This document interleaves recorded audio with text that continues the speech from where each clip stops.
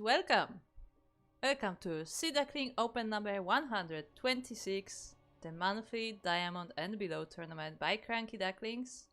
And we are already loading into our first game, where we have the two of our players. I will triple check this, but I believe we actually have an Aussie on Aussie match. Where in the top right corner we have the green Protoss player. It is Fist Serpent.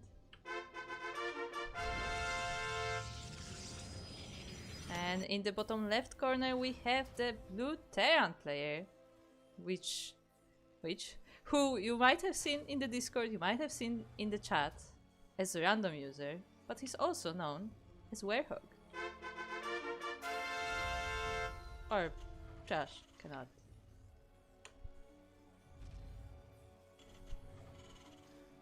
It's a trash can, not trash cannot. Shaking my head. But anyway, yes, welcome. We are here in our monthly Diamond tournament. Quite a few players have signed up today, and we will see how they do.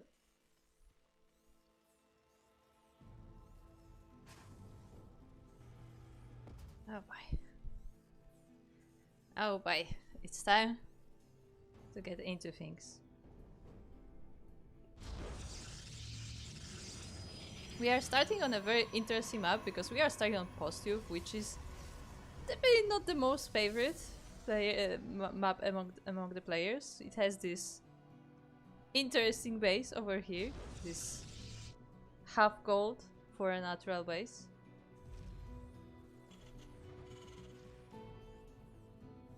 And it looks like both of our players will be expanding there. Of course. Werehog going for a Reaper expand. And the probe gets in. The Reaper is out, so the probe will be shot down, but it does scout around. I'm not sure if it saw the base. No, it just barely didn't see the base, but I mean, it has seen enough. It has seen that there's nothing weird going on, nothing too fishy.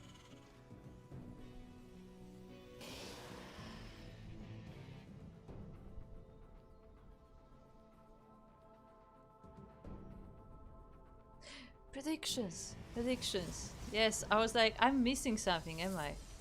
Predictions are now open. Oh, there you go. There you go. We got it. We got there eventually.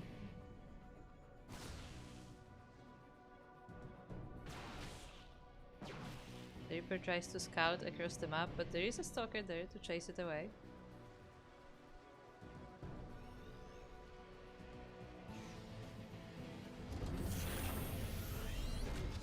So Werehog setting up this bunker over here to make sure that both of the ramps are pretty nicely covered in case anything shows up.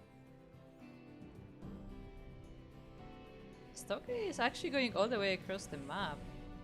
Interesting. I'm not sure if that was intentional or if just it was stuck chasing the Reaper. There is a second one in the base, and the Reaper is indeed diving again. Once again, the Stalker is really intent on chasing the Reaper. Fist Serpent does not want Werehog to see this, and he's making a lot more Stargates actually. I'm not sure if the warp gate was a bit delayed or if this was all planned. But that's a lot of Stalkers right on the beginning of the game, before the warp gate is even done.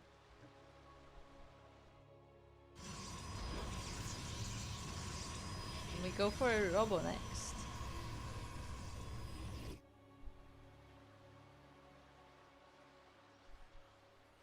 With these four Stalkers, Fist Serpent will try to put some pressure on Werehog. We have 4 Marines and a bunker, so that should definitely help with the defense, but there's no factory units yet. We are making Widow Mines, but I don't know how Widow Mines do versus Stalkers, honestly. They do not have blink or anything, of course, so they can't quite dodge, but yeah, this is just Widow Mines for a drop, and it's not a committed one either, just 2 of them. Oh, I think the Reaper dived in again.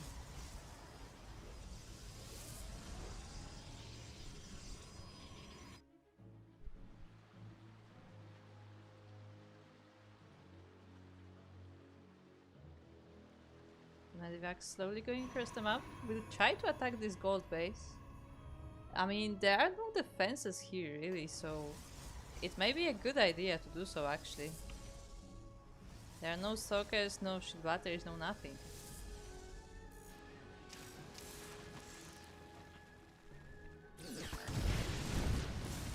Eight probes. Not dramatic, but it's still a pretty good shot for those two Widow Mites. And Peace Serpent definitely will feel that loss. Now we have an Observer which will try to protect us from these mice. Whereas the Medivac gets caught by those stalkers, but it does boost away. Oh, but that one reinforcing stalker actually does snipe it. Very nicely done by Peace Serpent.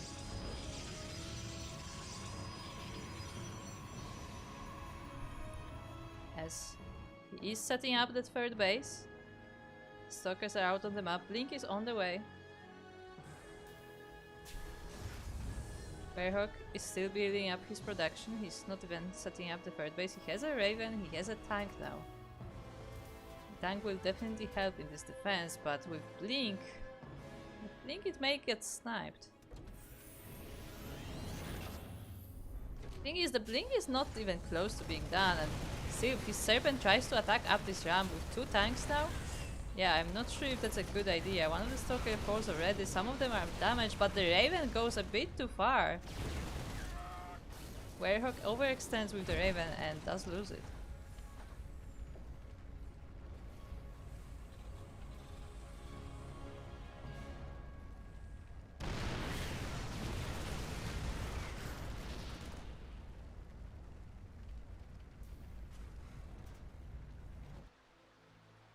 More reinforcing Stalkers. Blink is now more than halfway done. They're just dancing in the water.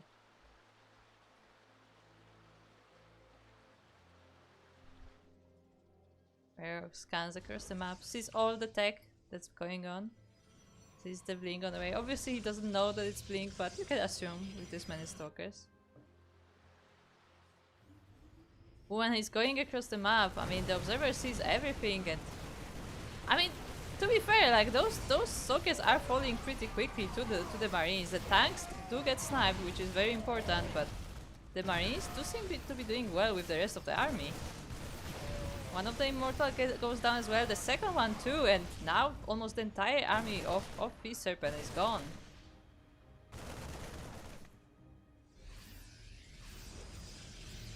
He has to go back home, but what is home? I mean, we have a few Stalkers, we have that Immortal. And Werehog sees that too and decides maybe not to engage with this small bio army now.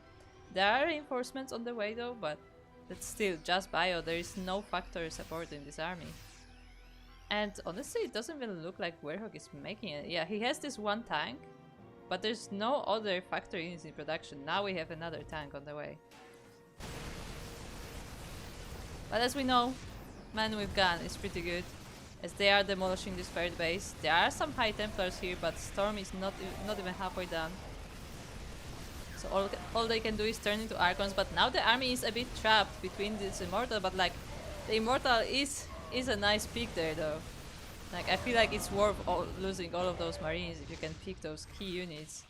The Medivac is a bit painful. But still, Werehog gets some good damage out of this.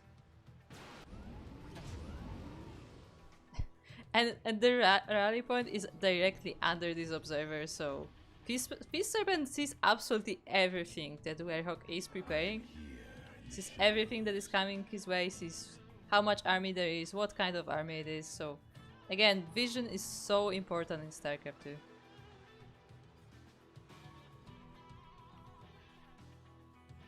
And now Peace Serpent can pressure this third base.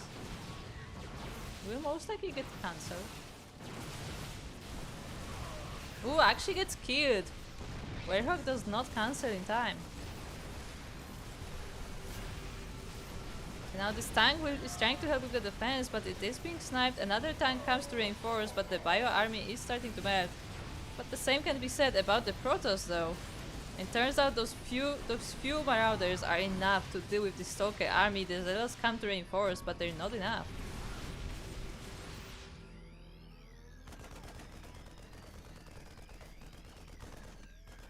Finally, Finally, we deal with the Observer. At the same time, we have the drop in the main base of his Serpent. 11 probes going down and possibly more as they are being transferred away. Also, the entire infrastructure is under attack. And with that, that is enough. GG is called. Werehog will be taking game number 1.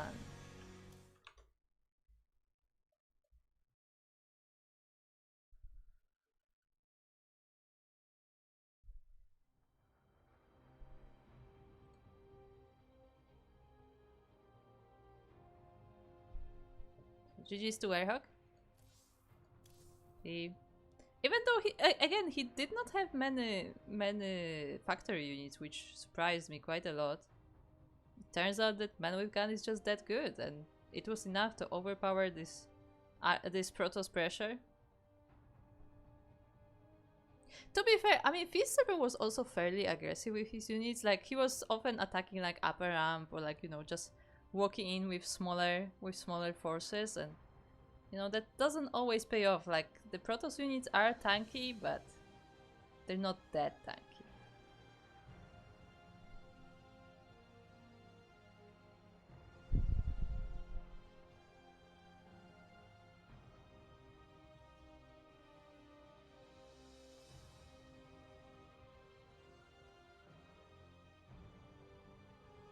Yeah, hello to everyone in the chat. We have quite a few chatters. We have Prometheus, a new chatter.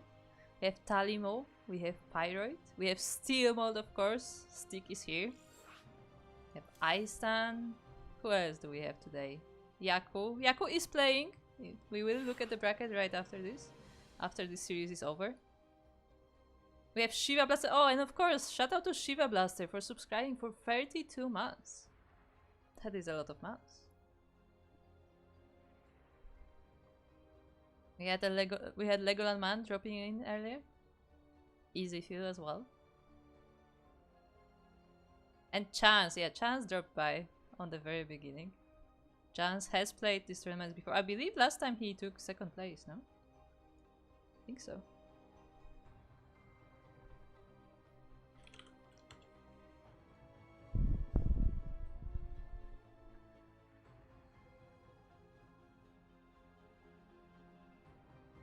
And with this, since we have a little bit of time waiting for the place to be ready, I would like to give a quick shout out to Jado, because for those who don't know, he is the one who made a nice little app, I guess you can say, for us that helps us with the predictions on the channel, that lets us connect to the casting tool by pressure, and that way we can easily set up the predictions for the stream. But not just that, recently Jadov has also started working on a scene switcher, so now no longer do we have to manually switch the scenes, we can actually rely on Jadov's scene switcher to do that for us. So great shout out to Jadov. He's been making a lot of neat tools for the streamers lately, and make sure to check him out. He's also a streamer himself, and I mean, the tools he makes mostly for himself, but like, you know, they're also helpful for others, and sometimes he takes requests. But anyway, we are now in game 2 and we went into Ghost River. we went to Ghost River, and in the top left corner we have the first of our players. It is the green Protoss, Fist Serpent.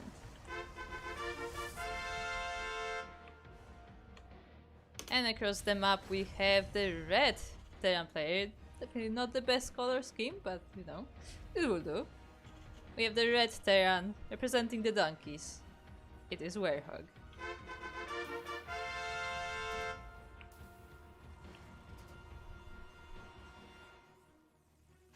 Also, whenever I see Trash Cannot, because obviously that's the play on the word Trash Can, I just remember the one quote from Crank where he said, "I am trash, but I can be recycled."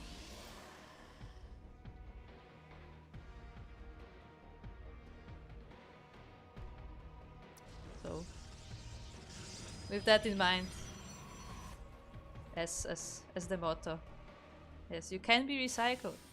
You can still become something useful.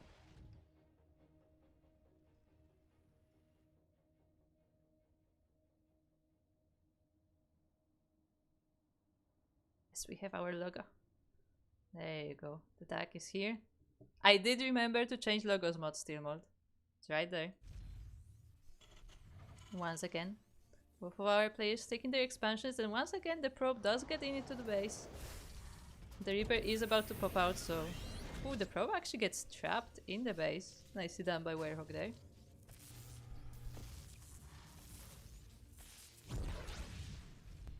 And with a bit of a pathing there, the SCV is able to take it out. The Reaper is actually scouting for proxies.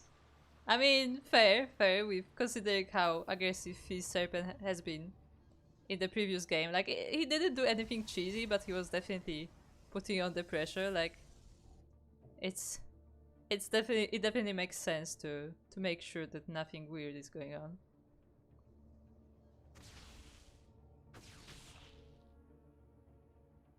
See, Chance is still in the chat. I hope you're resting well, Chance, because I think Chance is just, you know, chilling before bed. It is decently late in the lands of Oz. As the Reaper does go down to the Stalker. Let's see how much Werehog has actually seen. I mean, he's seen most things. He's seen basically everything that either seemed like there's no tech thrown down yet. He saw that there's a base, he saw that there are 2 gates, all the pylons are in place. So there is nothing to worry about.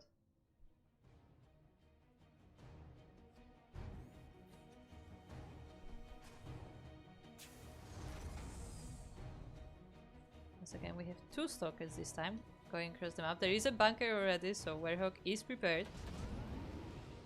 Of course, the stalkers can still poke at that wall, and that still can be quite annoying, but nothing too dangerous should be going on. And this time, Feast Serpent actually decides to stay back home, to take his stalkers and, you know, focus on defending.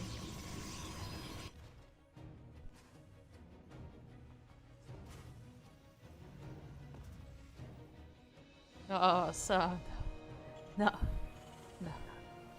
No, Werehog is not going to play mech. I hope. As I look at the production tab. No, we have barracks on the way.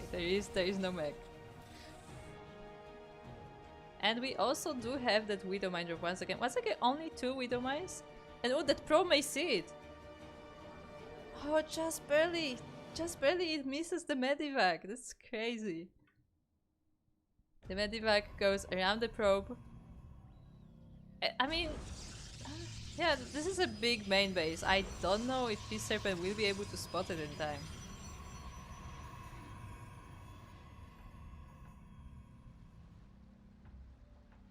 How did I become the logo? But I don't know. I don't know still more why you're the logo enforcement agency, but apparently every time you tell me about logos mod somehow. So, enjoy your new role? Question mark.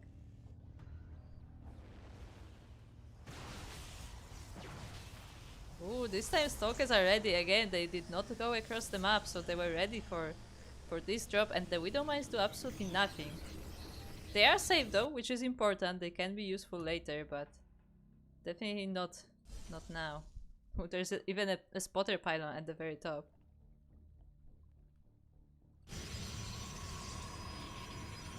That said, once again, it looks like Feast Serpent is amassing stalkers. Blink is almost done. And I think once again he will be trying to be aggressive across the map. Oh, was that the Medivac? I think this was the Medivac. Yeah, the Medivac with the 2 mines tried the other side. And the stalkers were there to respawn. The spotter pylon paid off, and see, this is much better defense by Feast Serpent. Again, vision is key, and this time Feast Serpent makes sure that he has the vision, that he has the forces to defend. Now he goes across the map, but there is a tank on the high ground. He can't quite snipe it from this position. Blink is done now though. So if he can find some high ground vision, he may be able to blink in. There's a Raven there, but... I mean, Raven on its own... I mean, it would be able to see an observer, but can it kill it? Like, I guess it can drop a turret, but I'm not sure if that's enough. Meanwhile, Peace Serpent taking his third base. And Werehog decides to move out. These Stalkers are in a bit of a danger, but only the Bio Army goes forward. And this Spotter Pylon will be taken down.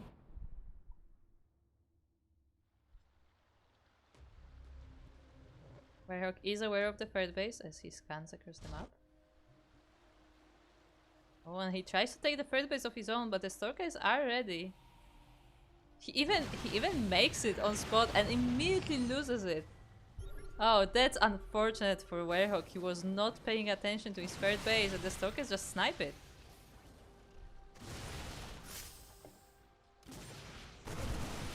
The Observer gets sniped as well, so there is no high ground vision for Peace Serpent. Link in will not be happening and the entire Terran army is moving forward with 4 tanks to support. And hold on.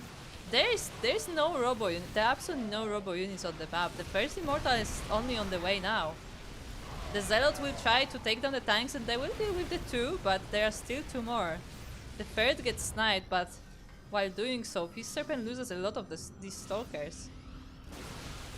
The Zealots do not have charge, so they have a bit of a trouble getting to the army, especially with a line of Marauders in the front, which are slowing them down. The tank is still doing a lot of damage and the Marines are helping as well. Now we have a shield battery with overcharge here, so that will help Peace Serpent hold this position for a little bit longer. Oh, even gets the tank, which was retreating. Retreating. But now the reinforcements for Werehog are here. And these Stalkers are starting to go down. There's a lot of Marauders in this army, which definitely do pretty well against Stalkers. Peace Serpent tries to go for the static defense instead, getting some cannons. The Immortal now joins the army as well. Peace Serpent is going for the upgrades, no charge though. He is not getting charged, which I think could be a bit useful with all these zealots that he's making. He is working on a storm instead, but it will be a while before that's ready, and Werehog is attacking right now. Nice snipe of the tank though. The zealots do get to it in time. Ooh, and the Marauder army is actually going down. It's starting to melt. The Immortals still standing. The Stalkers do fall down though, so these Immortals don't have a lot of support, but that was really nicely done by Peace Serpent, and he deals with a lot of that army. Oh, that one Marauder didn't get the memo. Ah. But they went home. All of them. Ah. Well then. We still have this Spotter Pylon here at the top, and looks like Werehog will be taking it down. Oh, the Marauder joined in. Look, he found his way home.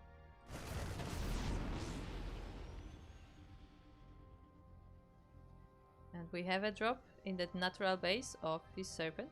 Oh, actually maybe not. Looks like we will be going all the way to the main, but by the time that Medivac reaches it, there are order reinforcements is in Peace Serpent's base, and in the end it's just a scouting Medivac. It will see this 4th base by Peace Serpent though, as at the same time the main army is going across the map. We'll say though that the Protoss army is not very big. There are High Templars there which can use the storms, but there's not a lot of support for them. The first of them is already very low. I think Peace Serpent is trying to bait the army of the Terran to go into the stroke point so he can get some nice storms, but it's not really happening. Anyway, the drop does get cleaned up. Ooh, the High Templars are being targeted. Two of them fall down, and the Immortal is in danger as well. Yeah, both of the Immortals do fall. The Protoss reinforcements are here, but they already lost some key units. The tanks are struggling to fight in this, as there's a lot of movement going around, and they do both get sniped, and it looks like Protoss has just enough to repel the Terran. And with that, GG is called. Peace Serpent will be tying up the score 1-1.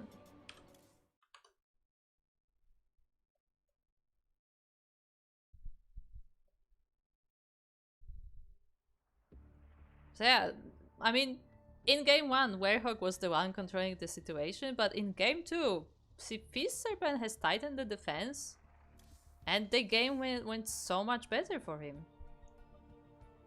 He prevented completely the Widowmine drop.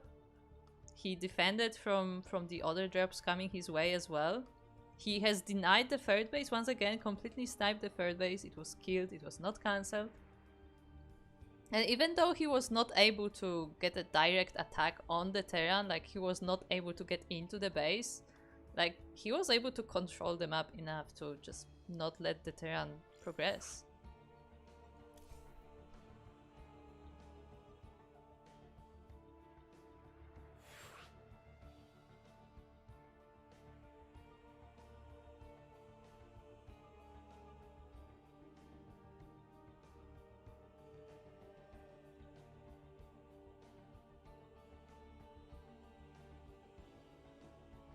With that, we are going to map number 3.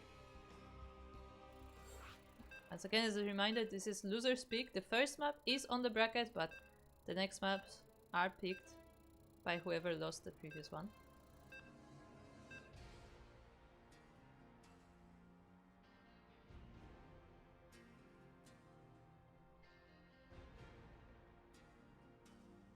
Let's see.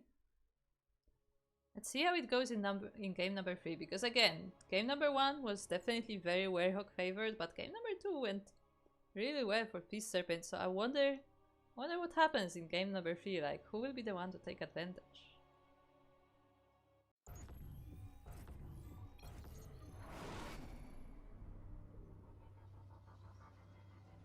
As we have loaded into Alcyone, or Alcyone, it is, in the bottom left corner, the green Protoss. It's Feast Serpent.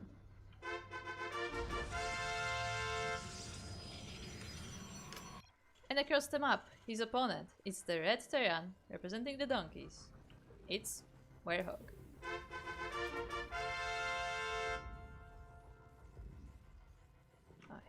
Aye.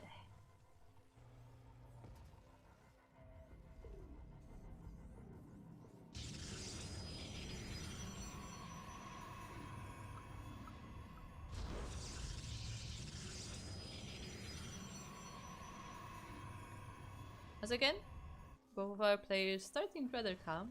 There doesn't seem to be anything cheesy. Feast Serpent sending that scouting probe after the first gateway. Ah, Mr. Duck.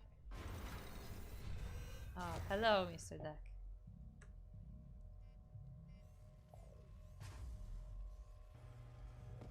Yeah, for those who don't know, it's Alan the Duck. And if you know that meme, then you've been here for a long time.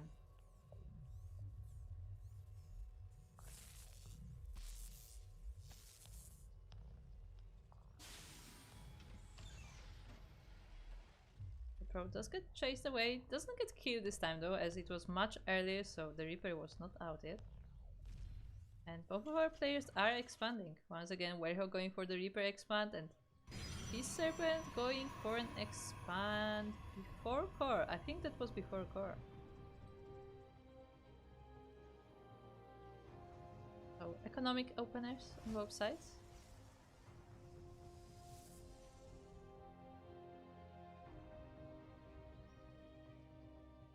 The SCV go?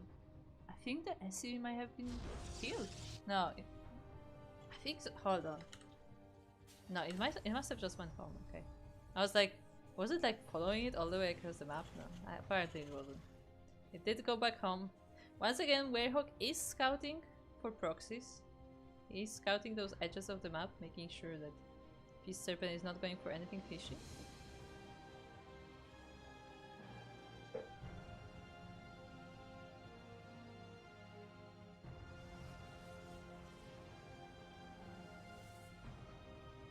There's a Stalker ready and prepared for this Reaper, but that doesn't stop it from getting into the base. Let's see how much it will be able to see though. Yeah, not very much. Does not see the tech. Only sees the mineral line, so not ideal for Werehog, but again, there is no proxy happening, there is no cheese happening, so he has nothing to worry about. He does still get that bunker, just in case. You know, a lot of Terrans just get the bunker by default in the TVP matchup.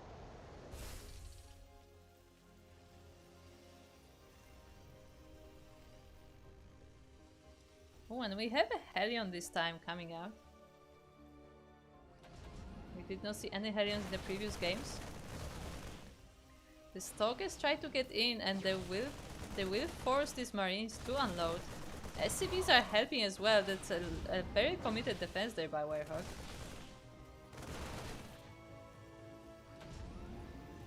But it's just a few Stalkers. They're not quite able to get into the Natura base yet.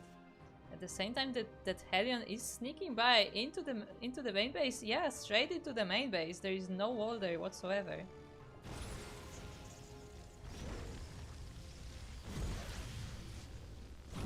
That said, it does take it a while to kill the probes, especially because it's not really focusing the fire, as it looks like Werehog is not paying all of his attention to that Hellion, but now it may get a better position actually.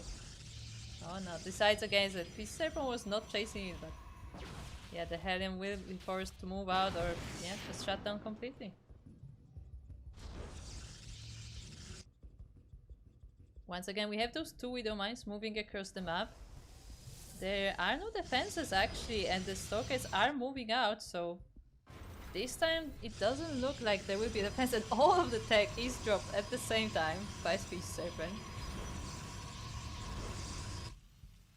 Across the map we have some Marines, we have that bunker from earlier, so I think Werehog should be fine. And let's see how these mines go. Oh, Werehog is undecided. I think he sees the Stalkers and decides to focus on the defense first.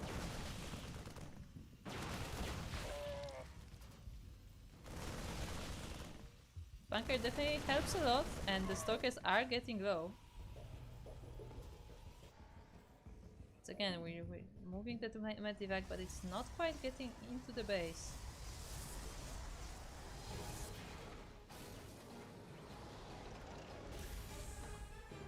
The tank is now in the natural, and that should be enough to fend off the Stalkers. So I assume the Widow Mine drop should be coming soon, but Werehog has been waiting on that.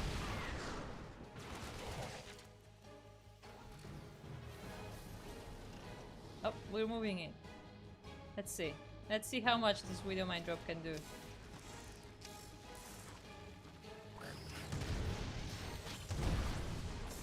5. 5 is okay. Considering how late that pull was, I think we could have gotten more damage, but this Serpent saves most of his workers. And he's also taking a third base. Ooh, but the drop is not going in the right direction, it goes straight into the Stalkers and gets immediately shut down. So no more Widow Mine drops from Werehog for the time being. Once again, Werehog is taking that third base on location. And it is now on Fist Serpent to deny it, as he has done it in both games before.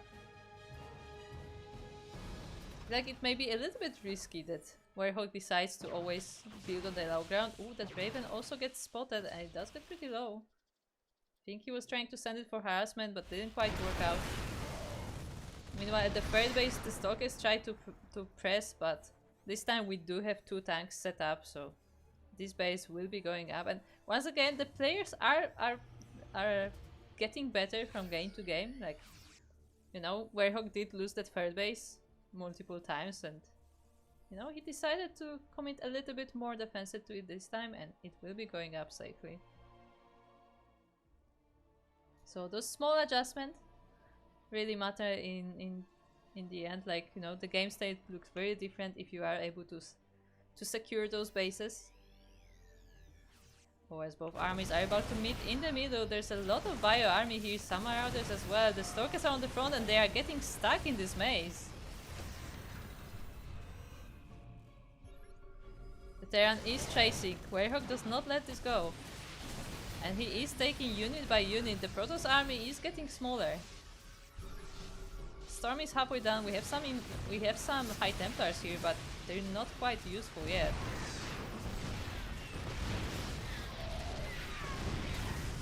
The shield battery here definitely helps, but not when it's being fired upon by the tanks.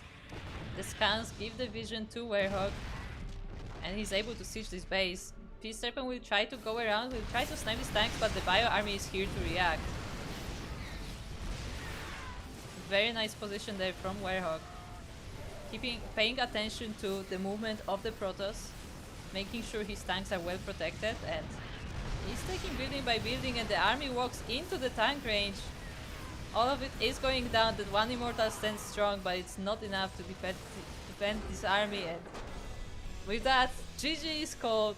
Werehog will be taking this match 2-1.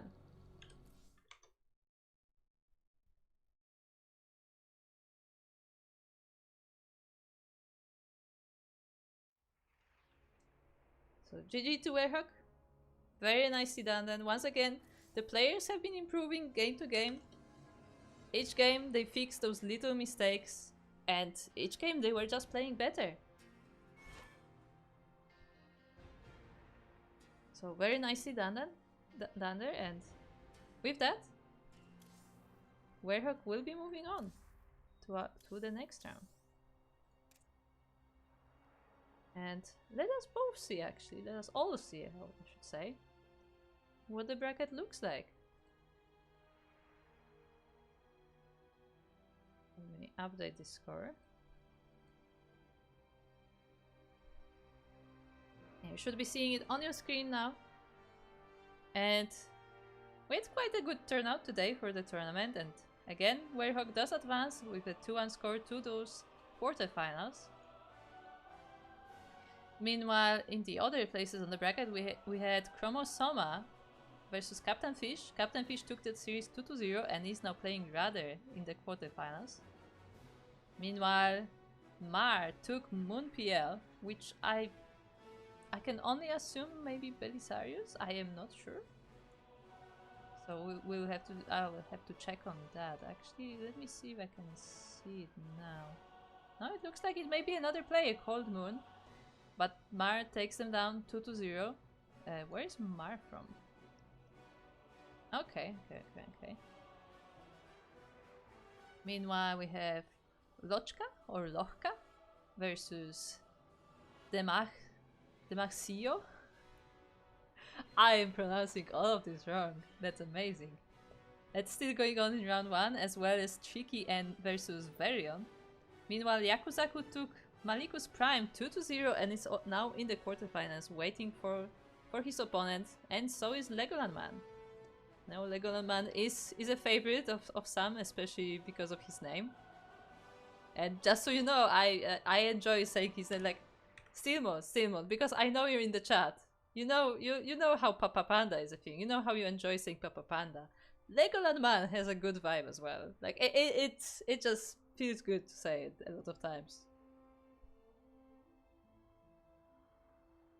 But anyway, it's time to get ready for our next series.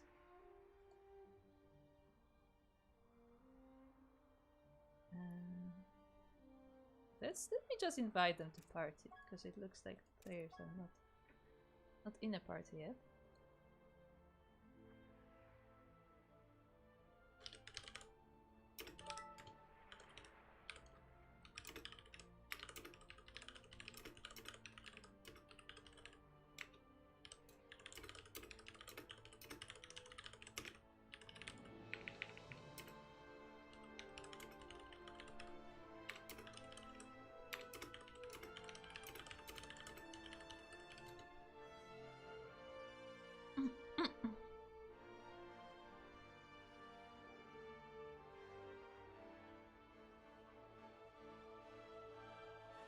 Okay, let me first set up so I can have that ready.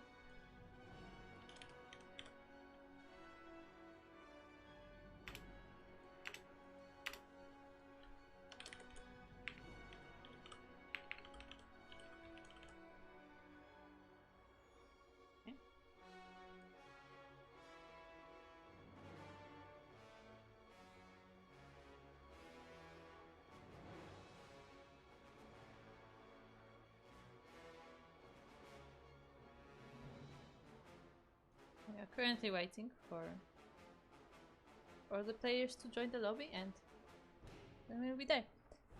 Legoland1, who is in the chat, is asking if somebody is checking the MMR of the players, and that is the case. That is what Light VIP is doing. Light VIP is the admin of this tournament. He is the one managing the players as I am casting. Normally he is the caster, but for our amateur tournaments he is the one adminning, and that is his task exactly. He is checking the rank of the players. He's making sure that they have the required games, because that's why we have the minimum game requirement, to make sure that the MMR is legit. And and every time before every tournament, all the players are being checked. They're being checked if they have enough games, if they have the right MMR, if they have multiple races played. Because sometimes people want to off race, but you know, that's if your off race is higher rank than your main race, like that still doesn't count. Like you have to be like, your highest rank race has to fit in the requirements, no matter what it is. There are people playing multiple races as well, which is also checked that they have the games required on every race that they want to play. Because we do have some race pickers, we do have some random players, and for those they do need all of those. Ooh, as we are dropping some frames, that's unfortunate. Hopefully the stream is still fine, and we'll just wait for this hiccup to calm down.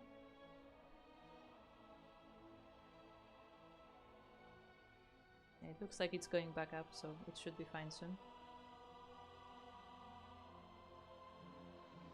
Well, in the meantime, since it looks like our players still need some time to set up, we will go to a quick break, and we'll see you as soon as we have the series ready. Be right back.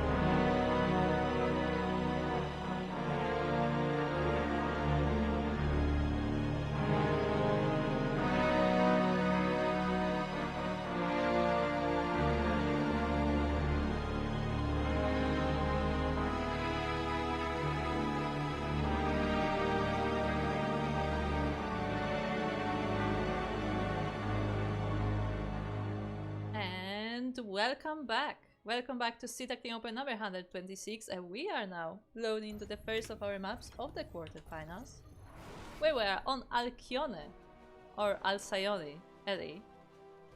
Ellie, of course, stands for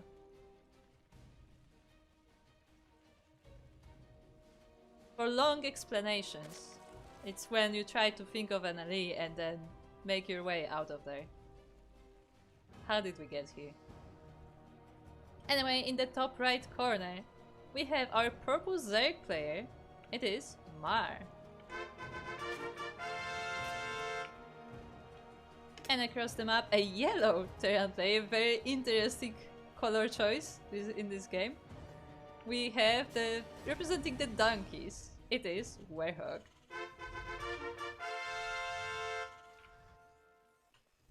Look, look, they literally are called the donkeys. It is called donkey. What can I tell you? They have this beautiful beautiful something. Beautiful decal.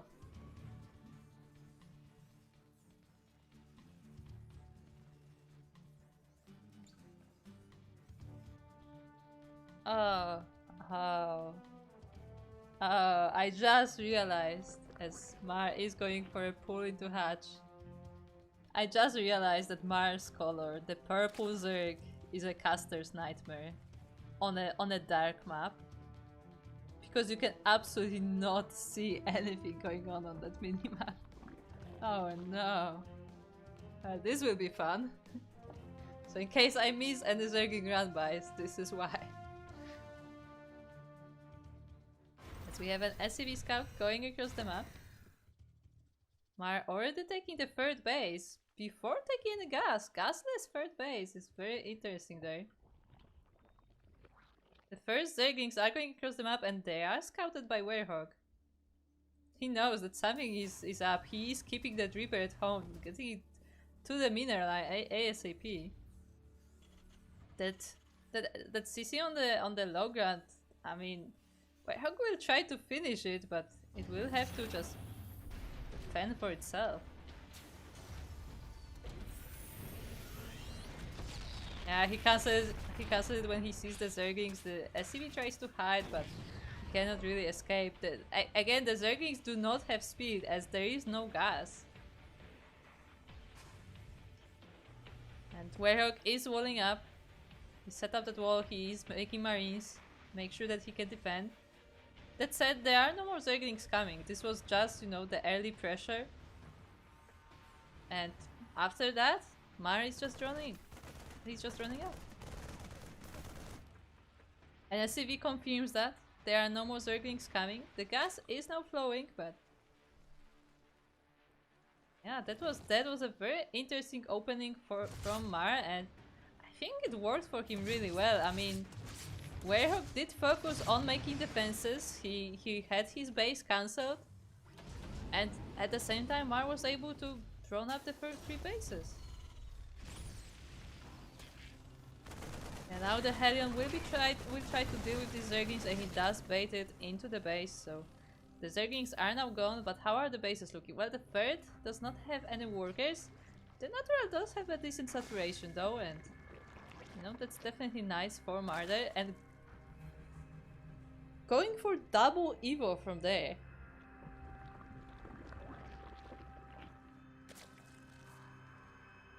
Is Papa Panda in the chat? I think I need some consultation. I need some advice on what is happening in this game. Because I feel like only Papa Panda could understand what is actually going on. So Mar is taking 4th base. So we have 4 bases.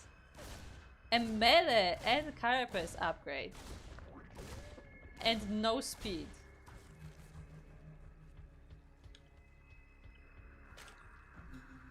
Huh. Yeah, Werehog does see the 4th base.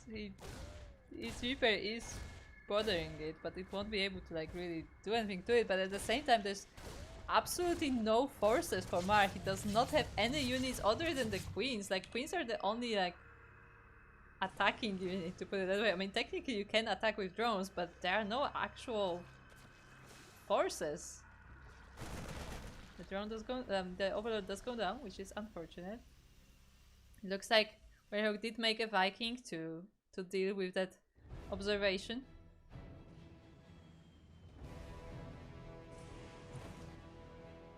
Baneling nest. Okay, so is the idea to just make a lot of banelings and just roll into the base? Is that what we're going for? Is that what's happening?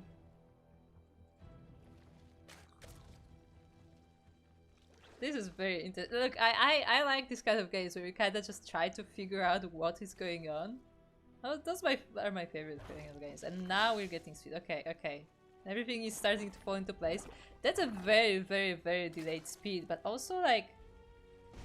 I mean, Werehog didn't pose any threat to Mar. Like, that one Reaper wasn't really getting into the mineralize. And even if it was, the Queens were there to defend, so... Yeah, without Werehog on the map, Mar was able to get away with this, to get away with 4 bases. They are now fully saturated, even oversaturated in some places. And yeah, now, you know, with all the upgrades, all the economy, Mar can just make an army, and Werehog only has 2 bases. He's making a 3rd CC, but yeah, I'm scared. I'm scared of what Mar can do, really.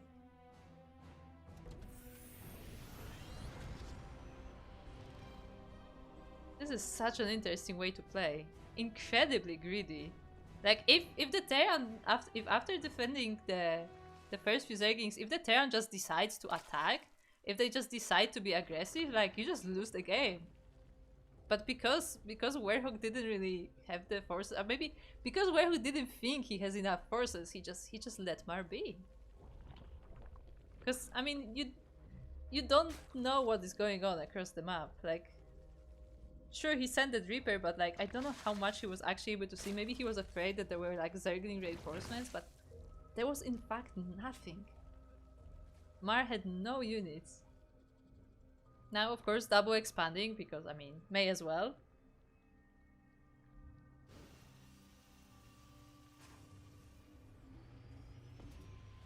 Such a weird game.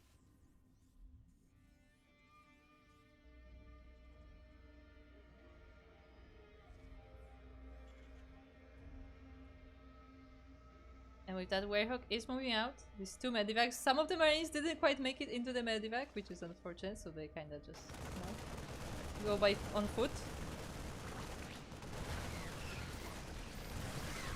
The Zerglings do crash into the Marines. I mean, Zerglings definitely are not the best force to deal with Steam Marines. Actually, Steam is not finished. What am I saying? It's just Marines. No combat shield, no nothing. But with this bigger force of Zerglings, Mars should be able to fend this off. And actually, all of the Marines are going down. None of them were picked off. Or picked up. Muse, what are you doing here? Yeah, that's what I thought.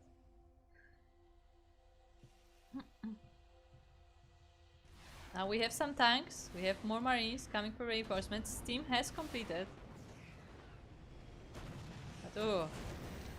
I don't know if Werehog is prepared for what he's about to see, because there are banelings on the way. There's Ultralists then on the way. We're going full ground forces. And the Link Bane is rolling in. The banelings unfortunately crash into the tanks, but there's enough of them to take down that army. And even the Bio does go down, and the entire army is gone. Mar takes game number 1 in the most greedy Zerg style possible.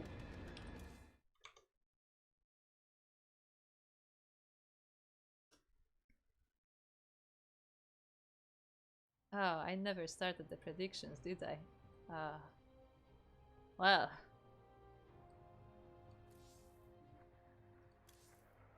There will be predictions for the next series, okay? I'm still not used to setting the prediction for every series, but we'll get there. We'll get there. Yeah, that was a very interesting game, and again, I think like I feel like if Werehog just harassed after that initial, after he held the initial Zerglings, if Werehog just was a bit more aggressive, I feel like this whole build would fall apart. But because he didn't, like Mar was able to get away with it. So interesting. I do wonder how well that goes on ladder. Like, how often are you able to play like that?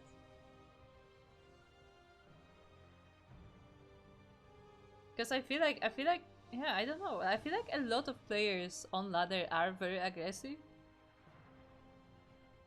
So I do wonder how successful Mar is with this build on ladder, unless he just doesn't use it on ladder. Maybe it's like an exclusively for tournaments build, because that's possible. Like, people in tournaments tend to play slightly different than they do on ladder, a lot of times.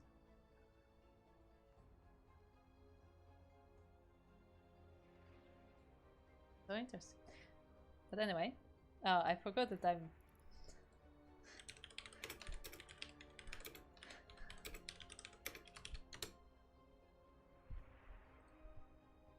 I forgot that I'm the one hosting the lobbies. Hold on.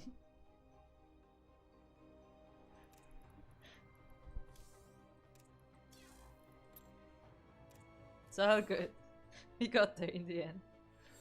I was like, oh, where's the lobby? Why is the lobby not happening? But this time I'm the lobby host. Okay. I see.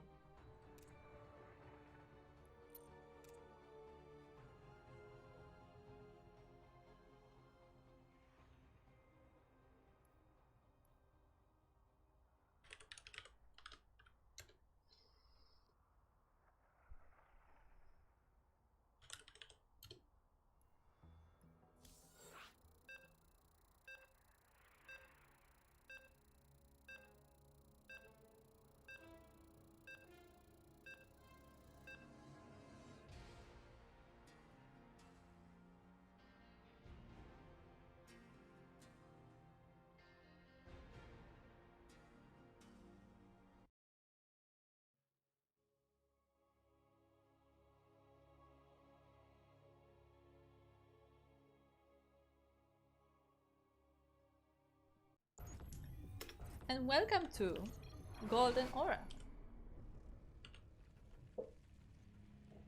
As in the top left corner of Golden Aura, we have the purple Zerg, a very, very, very greedy Zerg. It is Mar.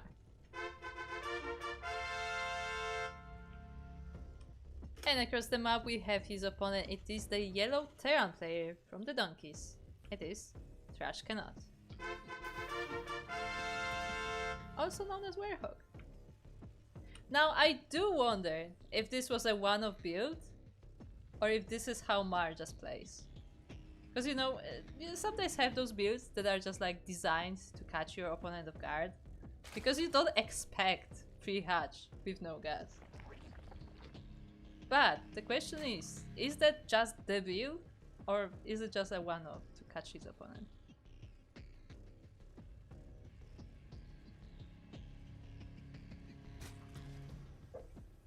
And also, I do wonder how Werehog responds to this, because again, we saw that in his series versus Fist Serpent, where after, some things didn't work out, he made sure that he didn't make the same mistakes in the next game, so maybe he also will be a bit more aggressive, maybe he will try to pressure the Zerg a bit more, and that way Mar won't be able to get away with this, as once again, Mar is going for for pull into hatch.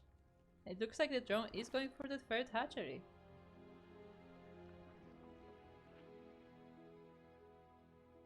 So it just looks to be the go-to for Mar.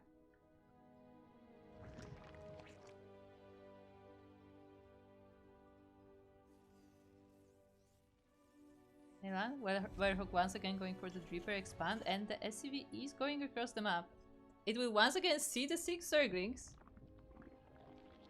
This time it does go into the bases though, the SCV does not go down to these links. And will proceed to scout. Again, Werehog does see the third base, so he should know that this is not committed. This is just a pressure. He pulls his workers, he pulls the SCVs to defend the natural this time. The Reaper is there as well. And he is holding off the Zerglings. He has to kite them though, because that is still 6 Zerglings. They may be slow, but they still do damage. Marine did go down, the Reaper is low as well. The SCVs are not really doing much, which is unfortunate. all the micro is focused on the repair, but it is slowly waning off the Zerglings. Yeah, most of the Zerglings are down, only 2 are left. And even though Werehog did suffer some damage, because we did lose an SCV and 2 Marines, he does defend the natural base, and this time he will be able to proceed with his economy without too much of a disturbance. So already going much better for Werehog than the previous game.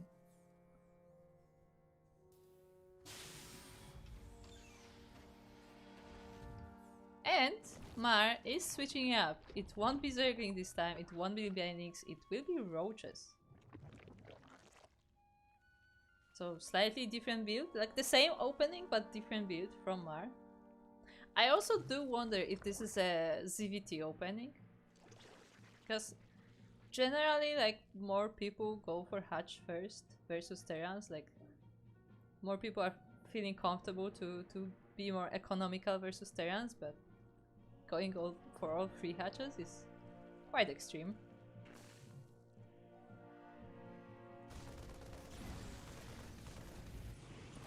The Reaper goes into the main base. Oh, maybe sniping the 2 more, but not quite. Not enough. Not in time. Goes into the main base, checks on the tech, sees the pool, but does not see the tech yet. Can he see? Oh, I don't think he saw the roach warren. Let me see. Actually, he might have seen the roaches. Because, yeah, okay. He sees the roach warren just barely, but I think he might have seen the roaches moving out as well. Mar is moving across the map with those roaches. Not many of them, but still, the roaches are roaches. The Hellions are there to intercept, but some of the roaches go around and they will be getting into the natural base. They deny the bunker. The Marine will be going down. And what other forces do we have? The Hellions are going across the map, so they are not here to defend. It looks like the roaches will be dealing a lot of damage to the SCVs. Meanwhile, the Hellions meet the Queens and they are not able to get any damage. We have more roaches coming in. The Liberator is dealing with some of them, but some of them do survive. Single Marine will not be able to defend. A tank is now out. With the tank we should be able to deal with most of these roaches. We have roaches and ravages here, not a lot of them though. Only 2 roaches, 2 ravages, and I don't think there are more reinforcements coming for the time being. I think Mar once again did his attack, did his pressure, and now he's focusing on the economy. Now he's droning up. I mean, he achieved a certain goal. The natural base is lifted. A few SCVs did go down, not a lot of them though. But the key thing is that the mining in the natural base is completely denied. The orbital is in the air, so it cannot even drop the mules. And the natural base is still sieged.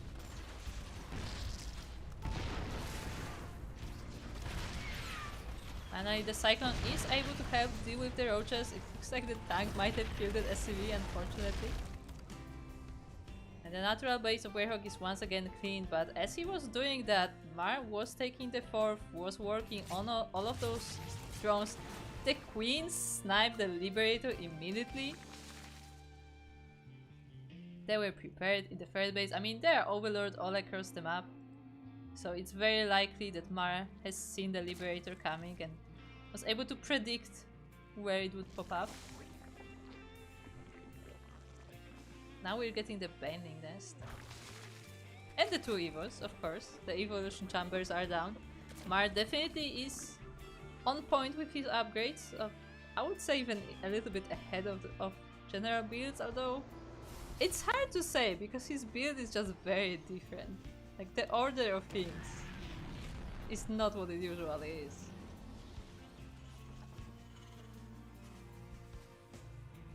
You know, Werehog working on more infrastructure, getting more racks, more marines. The 3rd orbital is already finished. It's not landed on location, but it is able to help with resaturating this base.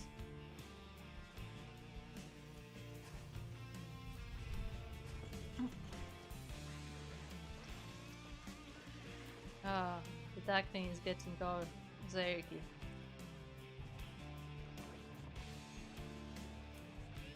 Oh, was that the case? Yaku is pointing out in the chat that the SCVs were repairing a Mew. That probably means that the SCVs were on auto repair and just the first thing they saw was put the Mew. Ah, that happens.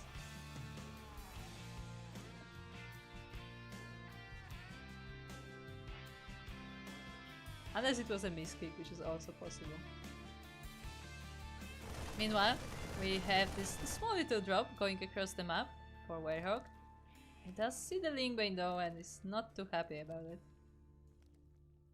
The drop was of course seen by the overlords, which are making a nice little line around the map. Like the middle of the map is nicely under observation by the Zerg, and the queens that were just spreading the creep here are getting this Medivac quite low. Do not kill it though.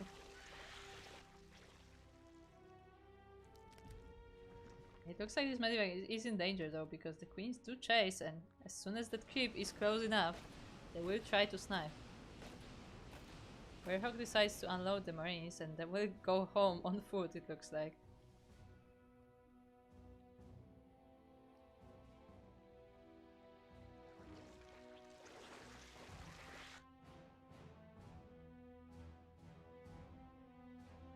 Now the Lingbane is getting ready to deny this third base, and there are no defenses here. It's very saturated as well, but there is a transfer coming.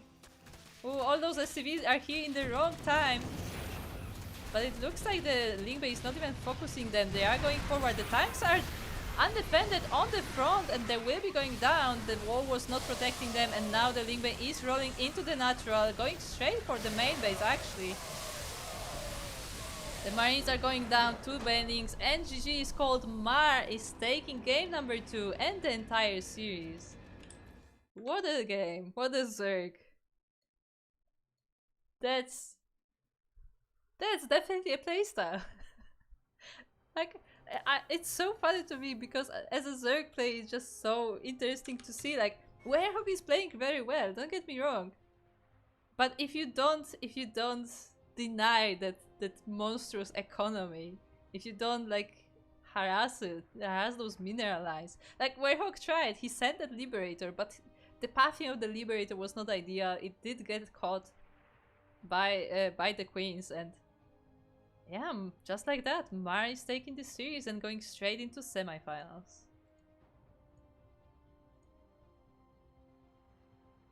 What a game. What a place. Like, honestly, like, this kind of games make me just want to, like, load up ladder and try it myself and lose horribly, because, again, this is the kind of build that, like, if the Terran decides to be aggressive, it will probably not work. It will probably just fall on its face, but if you just happen to be able to, you know, escape that aggression, like, you can just go.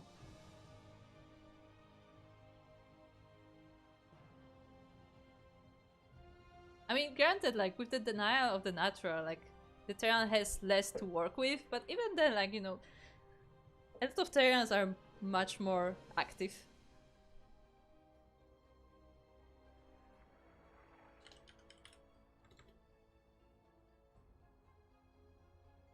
But anyway, let us see what is happening on the bracket in the meantime. So, oh, I believe we just got the opponent for this series, so actually let's invite them to the lobby. But in the meantime, as we were in this series, we had Captain Fish 2-0 Radar, which is quite interesting. Radar is definitely one of the favorites. I believe he has been in the finals before. I don't remember if he won the recent finals.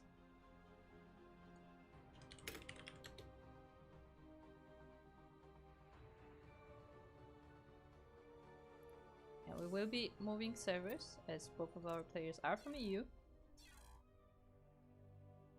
Yeah, so Captain Fish does take down Radar 2-0 and will be now playing in those semi-finals, which we are about to cast.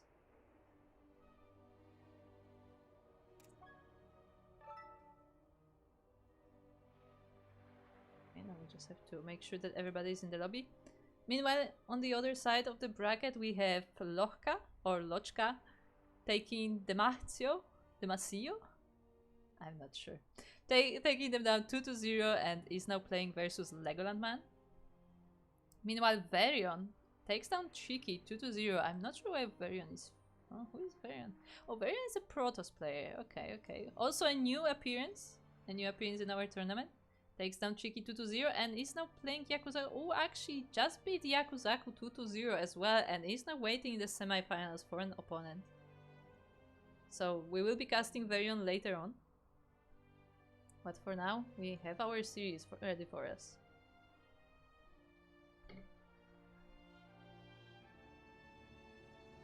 So let me set it up. We have Captain Fish versus Mar. If I am not wrong, Mar is a hybrid in the StarCraft campaign.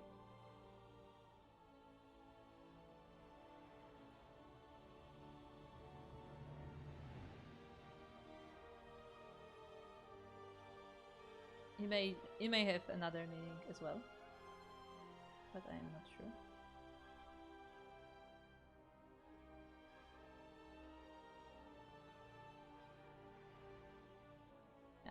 I think that is what it is, because Mar does have the hybrid portrait in game on EU, so I think it is. I think he is named after the hybrid.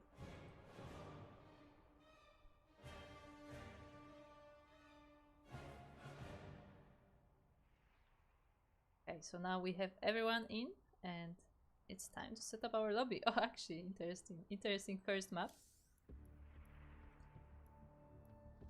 We have... okay. This, click that. And we are about to be ready for our series. Okay. Yes. Oh, as we were talking, as we were setting up this lobby, it looks like we have our other semi-finals set up. It will be Lochka or Lochka versus Varion. As Lochka did beat Legoland Man 2-0. But we have our own series to get ready for.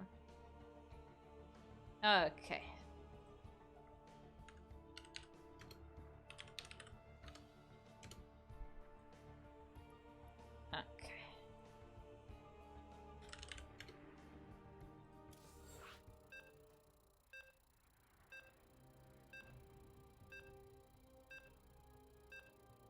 Predictions should be closing, as there is a 2-minute delay. But they have been opened. I remembered this time.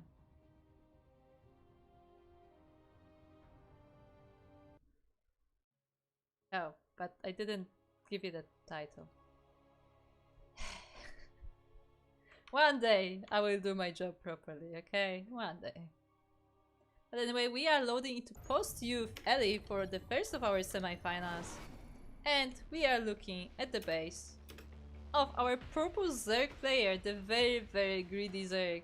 It is the hybrid Mar.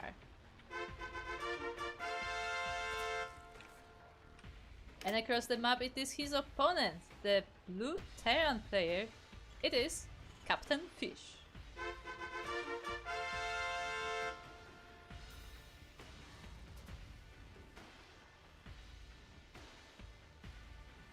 Does anyone know what the decal is? Like, it looks like a screenshot from Discord or something. with the green mark. But anyway, let us what? Where is my sentence going? Anyway, let's get into this game. Once again, we have a pull first from Mar, and we will see. We will see if once again he goes for the 3-hatch. Oh, hold on. It looks like... Oh.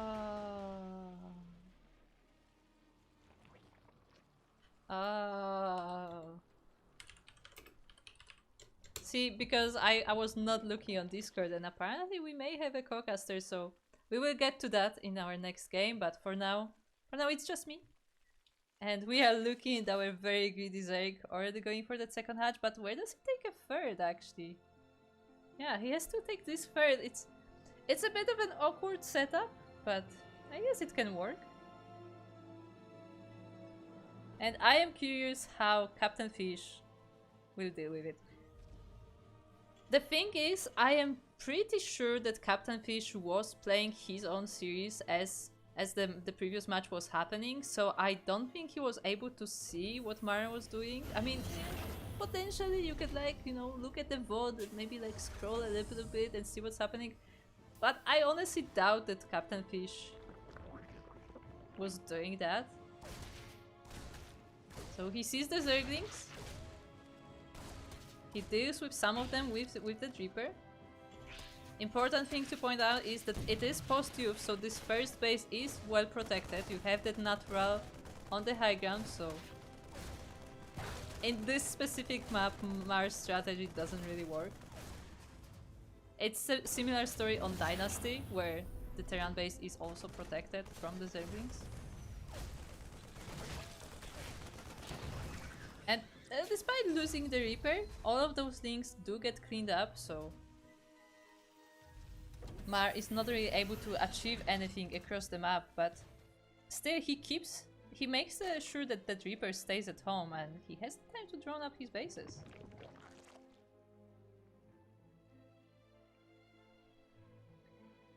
And now all eyes are on Captain Fish. Is he going to be aggressive? Or is he gonna give Mar time? Because Steel Mold, once again, this is one of your lines. I believe you would say that you can give Protoss time. You cannot give Mar time. If you give Mar time, he will run away with it. He will get all the drones he possibly can. And then maybe make an army. Potentially. It's still so crazy to me because I feel like on ladder this style would not be nearly as successful because you have so many aggressive players on the ladder. But in a tournament settings where a lot of players are going for more macro styles, you know, for more solid builds, it just works.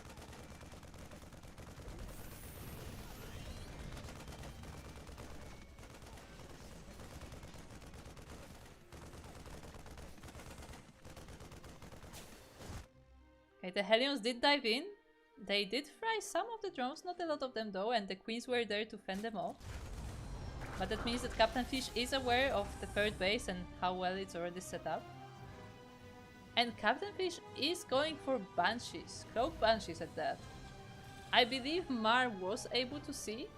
I mean, he did see the Stargate, but it was not researching. Yeah, it was not on when he was there. I believe Captain Fish tried to cancel to make sure that it's not visible. But yeah, now this is what I'm talking about. There are these Hellions. The first ones were denied, but Captain Fish makes a few more and he will be trying to get into the spaces. There are Queens to defend, but a single Queen cannot deal with this many Hellions at once. Yeah, the Queens have to be pulled for defense. And the problem is, there is a lot of Queens already. Like, Mar does not stop the Queen production and he is taking his 4. So despite having literally no fighting units, there is 0. There are no Zerglings, no Banelings, no Roaches, no nothing. There are just Queens and drones. Mar is able to fend off the Terran attacks. Once again, Captain Fish has to find a position where the Queens are not. He has to slide into those bases and maybe get some damage done, because if he doesn't stop Mar, this can get out of hand. Again, those Banshees will also help. First of them is already across the map. The cloak will be finished soon, and I believe it was just done. So this is some potential. There is a spore, so I can tell that Mar has played versus Banshees before, because there is a spore ready. But even with a spore, the Banshee is able to get a drone or two, which is always nice. The Hellions are also sharking around, so the Queens have to be constantly in position. To be honest, I'm not sure if maybe it would be worth it to split the Hellions and, you know, just run them in both directions so that the Queens also have to be split out for the defense. But there are just so many of them. How many are there? We have 10 Queens already.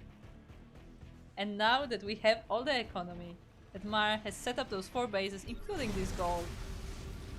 Now it's time to make the army. Oh, but the drones are starting to get fried. The queens were not quite in position on that gold base. 4 drones do go down. Only 4 though. And the first link attack is across the map. The wall is not a wall, and the Zerglings are running straight into the main base, straight into the mineral line. The tank is sieged up, but it's nothing for all of those Zerglings. And because of the setup of this map, the natural is also wide open for them now. The drop was intercepted. The Marines are getting dropped, but the Zerglings are making short work of them. The Hellions are also very damaged from earlier, so the Zerglings are able to just chew through them.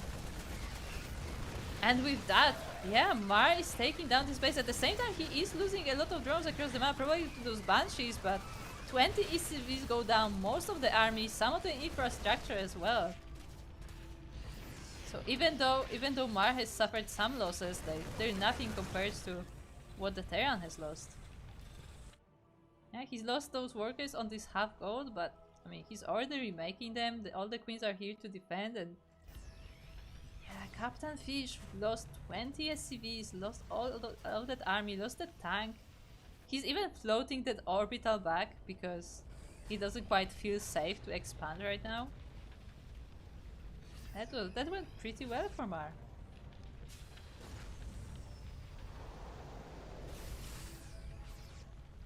Okay, posture check everyone, as I just caught myself intensely staring at the minimap, making sure that I don't miss what is going on. Oh, we even have some changelings around the map, just to increase the vision around. Again, that is something that I keep emphasizing. Vision is very, very important. The changing here and there is helping Mar so much in intercepting those attacks, because that is the downside of having so many bases, that you have to constantly make sure that your army is in position, because there are just so many places that you can be attacked in. But if you have that vision around the map, if you have the creep spread, the spotters, you are able to be there in time. That said, still 6 rounds do go down, which is very nice damage for Captain Fish. But isn't it enough damage? That's the question.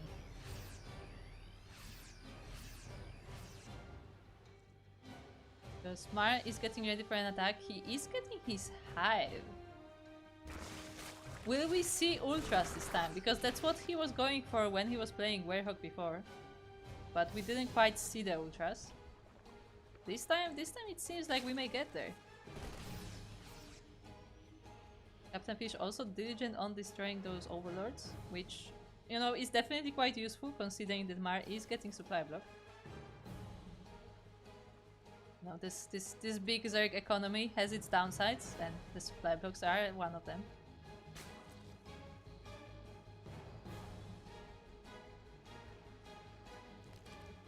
But there are so many banelings already. And they are getting level 2 upgrades as well. I mean, Terran is on 1-1. And the Lingbei will be soon 2-2.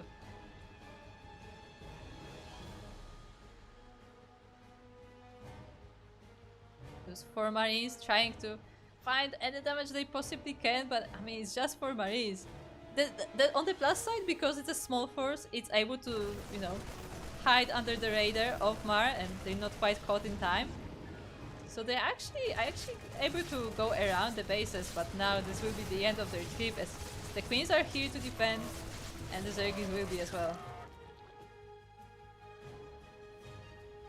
Ultra then is halfway done. It looks like we will be seeing Ultras this time, as Mar is taking up pretty much more than half of a map by now.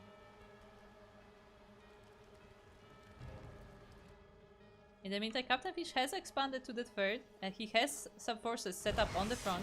Mostly Marines though.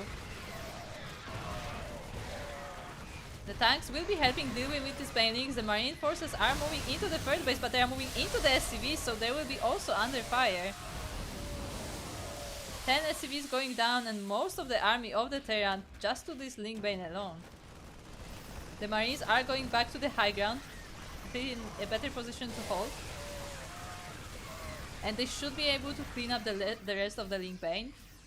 But still, those are some heavy losses there for Captain Fish. Again, losing his entire mineral line in that third base. As the Link Bay follow the Marines all the way there. And now, Captain Fish decides to be aggressive. He decides to push towards the Zerg. I mean, he did clean up this entire army, right? But there are so many queens here just to defend. Like, look at this stream of queens, and now the ultras are behind them. Keep in mind that Chitin's plating is not finished, so those are just vanilla ultras, but there's so many of them regardless. They're like little Zerglings, or rather big Zerglings, I would say.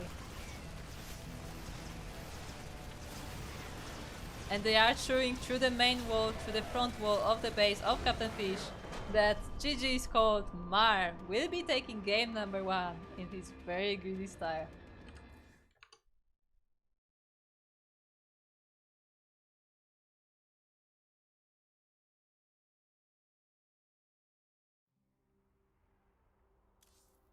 Okay, we already have our second map.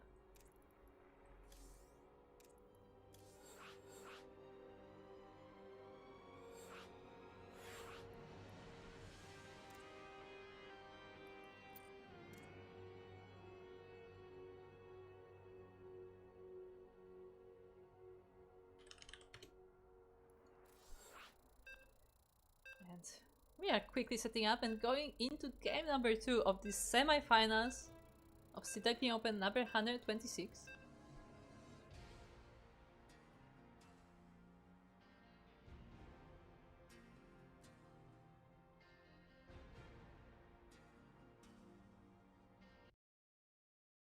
And we are loading into Crimson Court.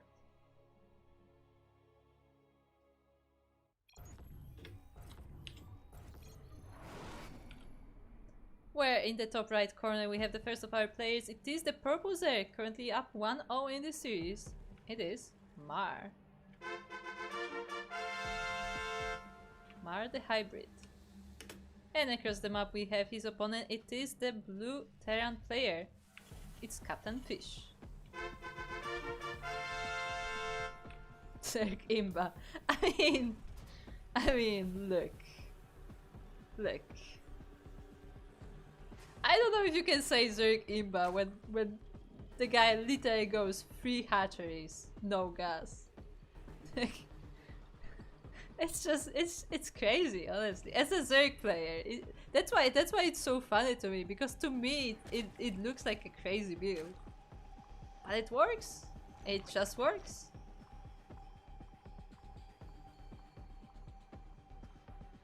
It's nice to know high ranked teams also die to this. Yeah. Apparently so.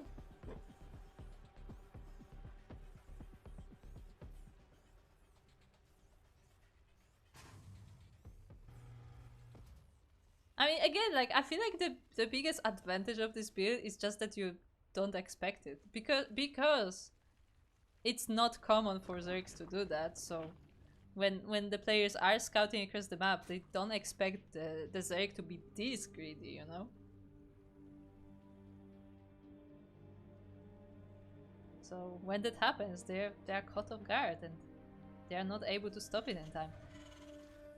But the thing is, how do you stop it as a Terran? Like, other than cheesing, because of course, if you know that this is what is going to happen, then you can, that you can just make some proxy racks. And I do not know how well Mar would defend the proxy racks. Honestly, I kind of want to see it.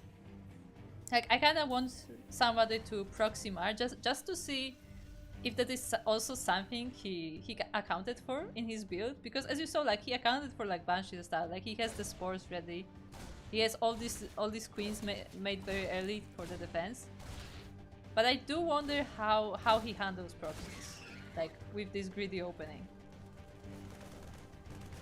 But assuming you don't proxy, like how do you defend it as a Terran when your natural is delayed or denied? And then you have to, catch up to the Zerg in the economy, and the Zerg just keeps running away with it. You try to dive in with Helions, but there are queens in every base. Like, how do you deal with this greedy Zerg?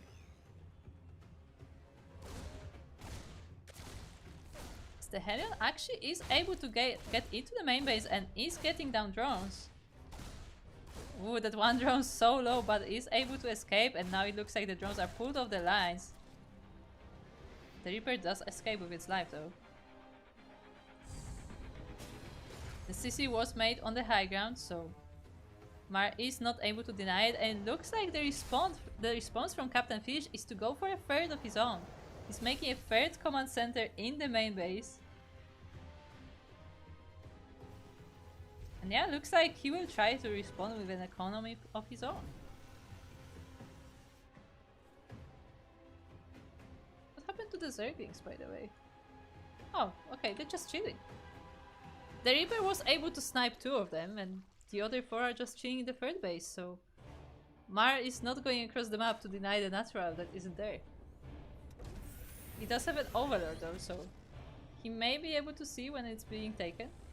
I think it's a little bit too far away to see that though.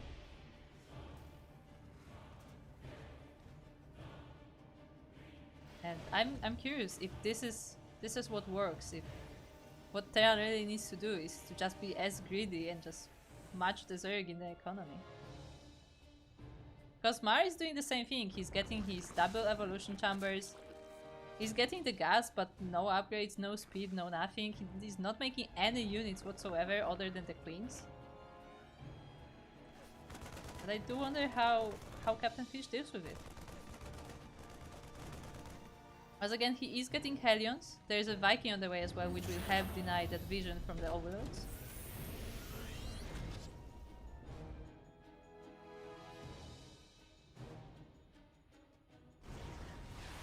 The Overlord trying to hide in the trees, but it's not able to run away. And the Helions are going across the map. That's quite a big squad of them.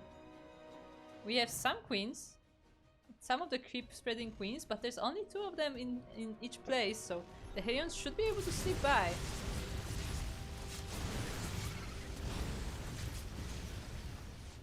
They do try to burn off the links first.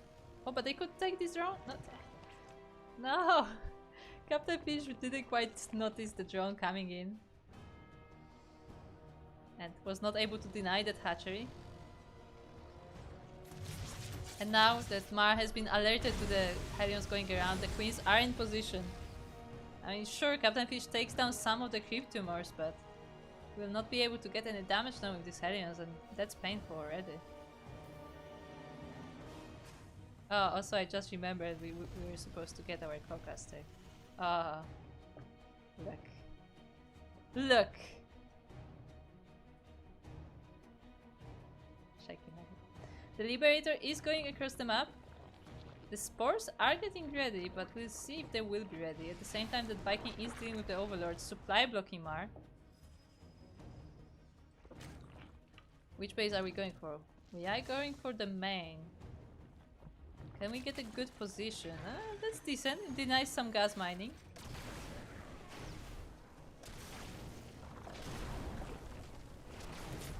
Mar does move to defend. The Queen actually does get hurt by that Liberator. Almost gets sniped, but oh, there's no dead space here. Liberator, you have to move! You have to move! No!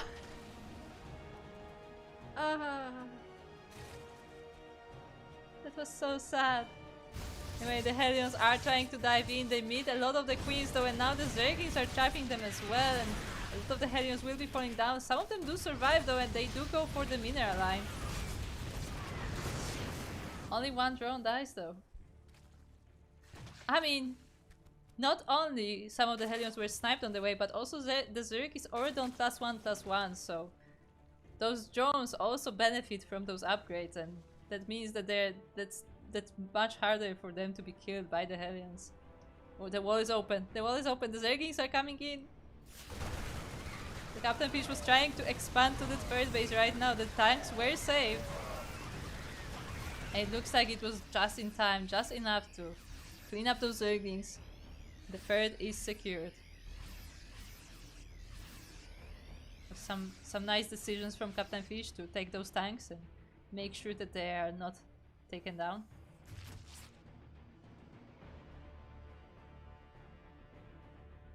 And see, while Mars' economy is still, you know, exploding, is that a good word? But it's still very, very intense, very high up there. Like, Captain Fish is not that much behind.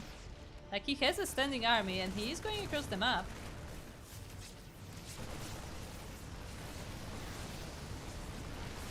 The queens are transfusing as much as they can, but the steam marines are actually dealing damage to them and they are going down. We only have a few queens left. Where are the Zergling reinforcements? Yeah, just like that, that's enough. Captain Fish ties up this series 1-1. The units were not there for Mar, and I think he was just a bit late on making his army, and with that Terran moved in, and yeah, there was no more defense. There were just the queens and they were not enough to fend off all of those marines. We have a tied up series. Yes, let me invite our Caucaster to the party.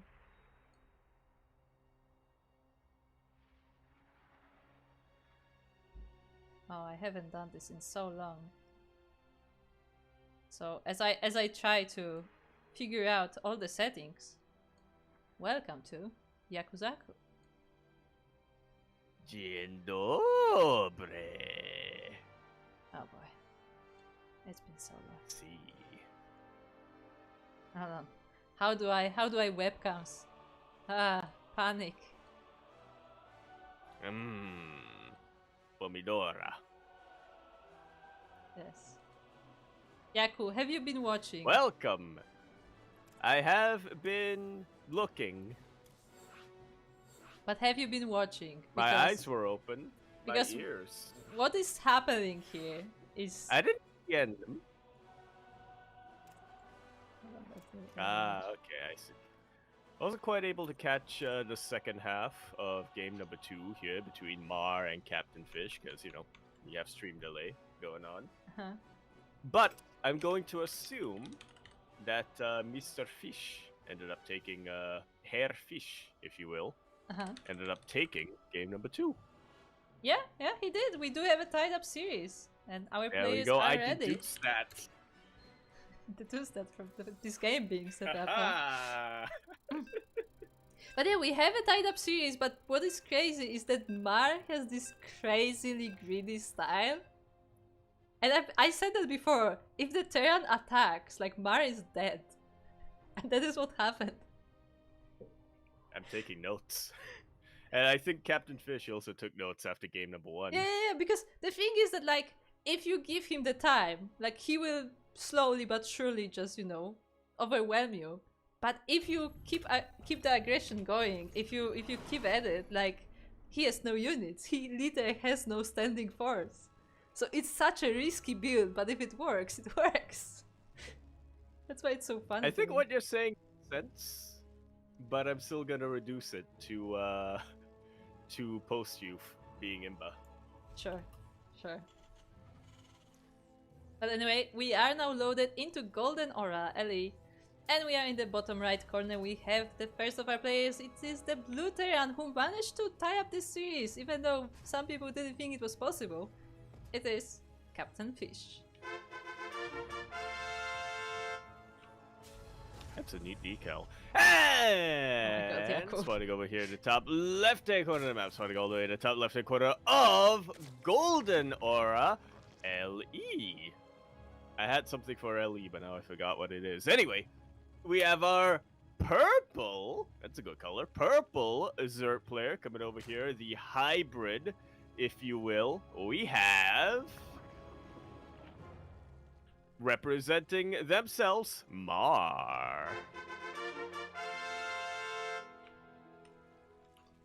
So I wasn't quite able to confirm if they were on a team or not. no, I don't think they are. Clan. Or at least they are not on a clan in game, on neither server. So, as far as we know, they are teamless. Yeah. And here's the summary of what Mar does. He goes pull first, although I think it's like 16 pull or something. Like, it's a late pull, but it's a pull first. Into 3 bases, he takes his natural and his third. and then he makes 6 Zerglings and absolutely no army for the next 5 minutes.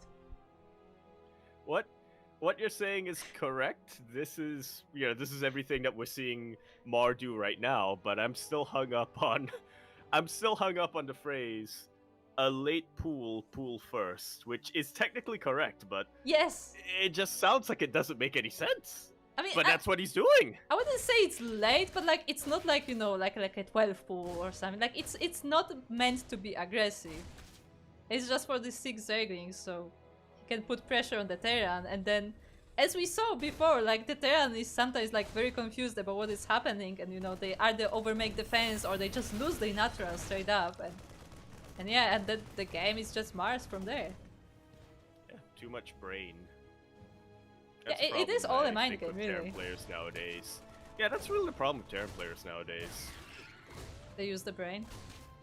Exactly. Oh, okay. We need to return to Monka. That's literally the advice that Light gave me before I started my series. It didn't work, but yeah. Maybe you were in monkey now.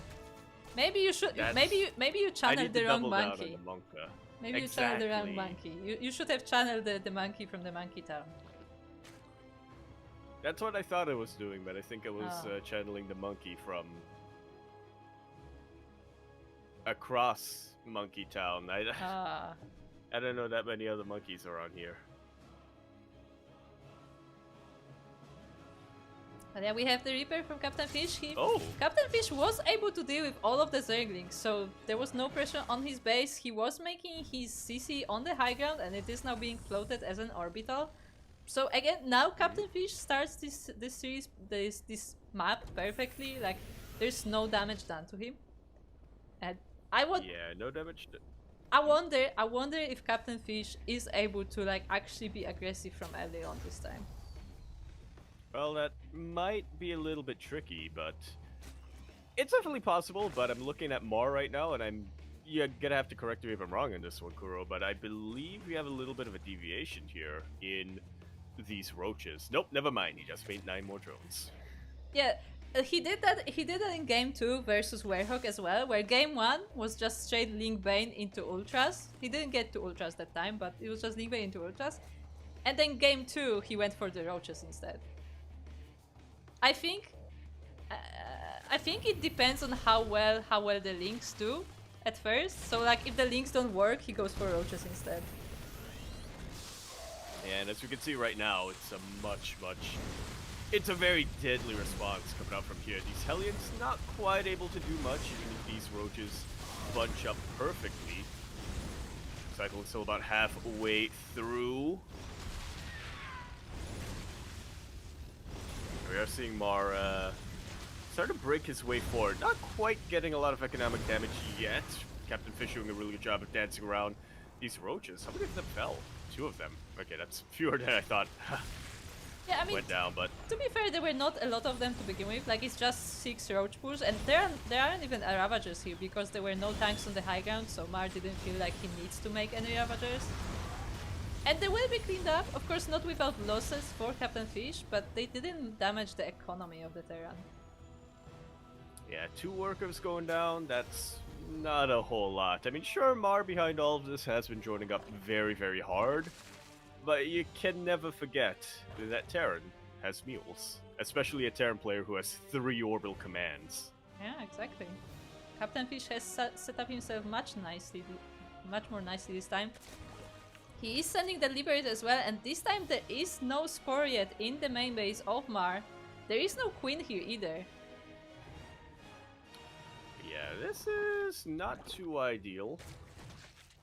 Liberator gonna be sneaking on by entirely, and here we go, we got the Queen. Yeah, we But have the interesting, Queen, but Captain Fish is it's just one though. waiting. Yeah, Yeah. see, that is something I don't like. That both of our Terrans have did, both Werehog and Captain Fish has done it, where they wait. They wait with their attack, they don't attack straight up. Like, I understand that in general you would want that, because you want to make sure that your attack comes at the right time. But with Mar, you have to just attack. Just attack while he gets Yeah, you know, nothing. Yeah, ideally with the Liberator, you do want to come in with a second prong, but even though it was only a single Liberator harass, you know, we didn't have any follow-up with Hellions or anything like that. Still, 8 drones went down. Yeah, that was really nice damage for Captain Fish. The queens were out of position, and again, this single queen at this base was not able to fend off the Liberator. It tried, but it fell down. Yeah, it fell down, it got burnt, it got blasted. Yeah. Zip, zap.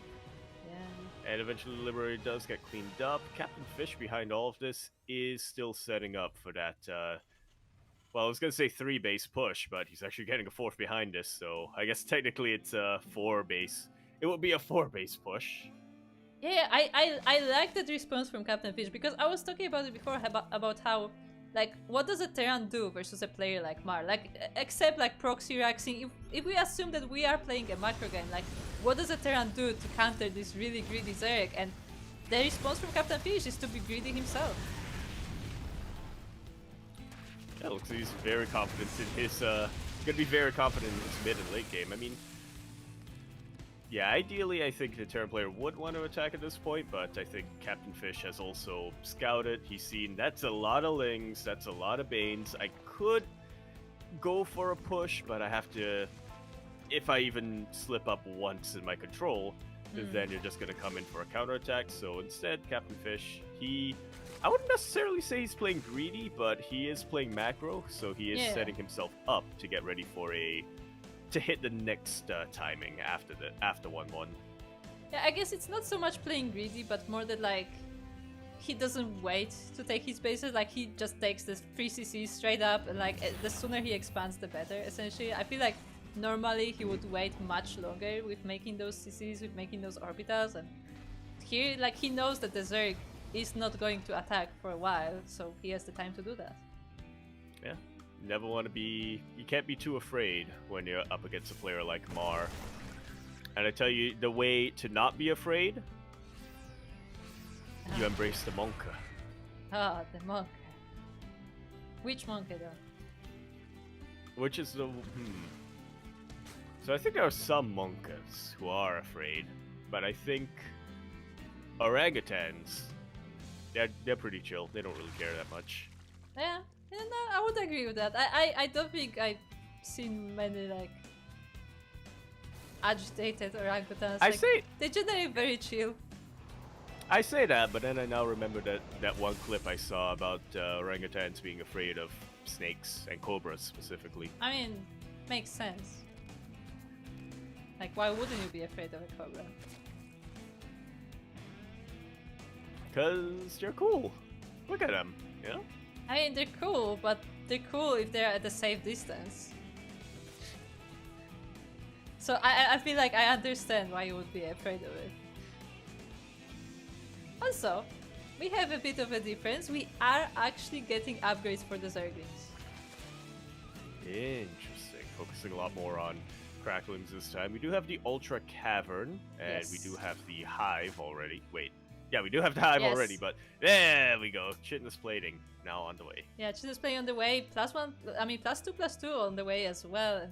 That is something that you have to keep in mind about Mar. He does not forget his upgrades. He gets his upgrades as soon as he can, and he makes sure that his army is well upgraded there. And he is going for that melee army. It's Lingbane with Ultras. Yeah, he's about to be maxed out pretty soon as well. Perfect timing here coming out from Mar.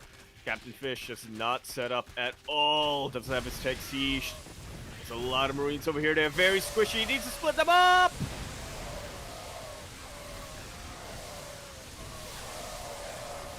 And he kinda will be able to, but his entire bio army, his entire tank count, everything got reset.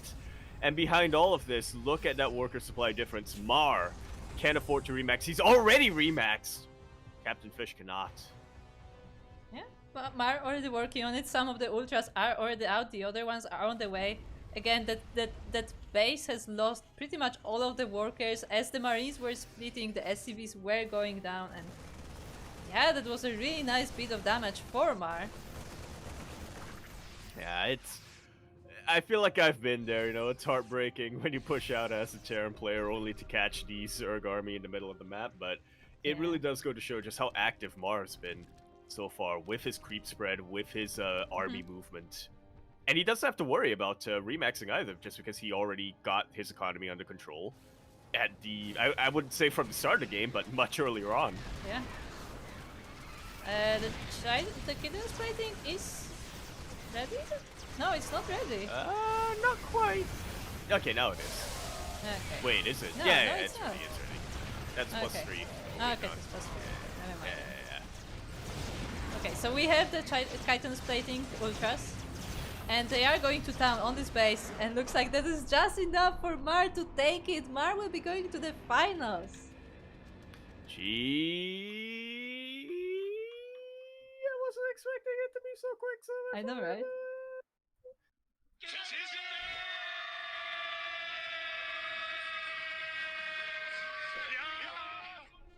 I also didn't expect it to end like right there and then. Yeah, it makes sense in hindsight, but I guess yeah, it's instilled in us that it's kind of instilled enough in us that it only ends when the ultras are knocking down the main. Yeah. That's what it typically feels like. But yeah, that, like I actually expect that that Captain Fish would be able to hold those ultras because they didn't really have much support. It was just ultras, but it looks like he was just not able to remake that. I mean, he didn't have an army at. Yeah, that's what I mean. Yeah, like he lost a lot of the thing. army in the previous push, and he just didn't have enough. Yeah. I mean, one tank. Let's do some math. Let's think this out. One tank, assuming it fights within planetary range, and I think he had 4 Marines as well. Everything goes right against 8 Ultras. At that point, you can still do a voodoo ritual to get your opponent's PC to crash, but yeah, that's also a little bit tricky to do. And otherwise, yeah, you're not gonna be able to hold from there. So GG. Mar, with a very economic style, going to be able to go all the way to those grand finals where they will be facing either another Zerg player in the form of Lochka or a Protoss player in the form of Varian, not to be confused with Varian, Warcraft character.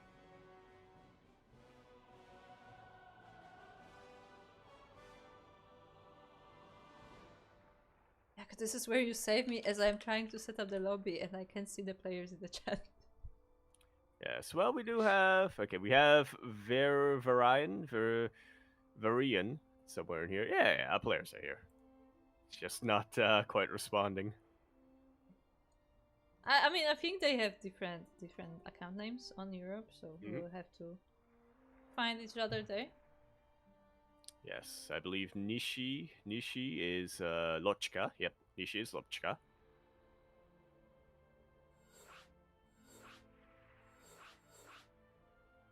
And I don't quite know how to read the letters on this one. Ah, that's Varian. Beno. That is Varian. Yeah, that's Varian. Yeah, that's Varian. I cannot read a lot of Cyrillic, but I can read some Cyrillic, and apparently that's just enough. Ah, I know the D in Cyrillic is like it looks like a A. I know that much. Okay. Apparently we will be having a PvP. Oh, okay. I was mistaken. I thought it was going to be a PvZ coming up here. Yeah, same.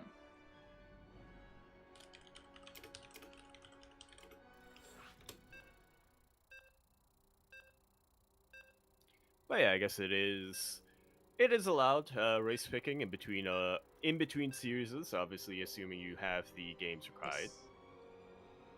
Yeah, as long as you have the games, And it is allowed. Yeah.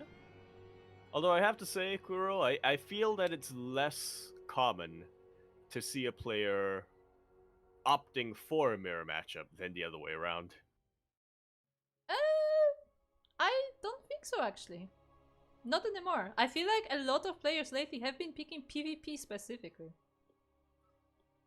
Well, sentries are good. Fair. Also, I may be thinking mostly about Iba, actually. Yeah. Well, Iba doesn't count. He's not a player. Anyway, we are now into our second semifinals of Duckling Open number 126. As I'm trying to think while also look and do things, and there's a lot of multitasking going. But anyway, we are here and on Postube, and at the top right corner of our map we have the first of our players. It is the light blue / teal Protoss player from Hokago T team. It is Ishishi, also known as Lochka. Or Lochka? I still don't know which it is. Is it Lochka or Lochka? Because it can be both. Anyway. Well, we ponder on that. We're going to be over here in the bottom left-hand corner of the map, starting all the way in the bottom left-hand corner of Post Youth. Ellie, of course, standing for location imminent. That's when you're having Uber. We have a red Protoss player coming out here in the bottom left-hand corner of the map, representing Da? Wait. So the N is... I remember what the N... I don't remember what the N is. I knew what the N is. I don't remember what it is. Representing that clan, as you can always see here, we have... Varian.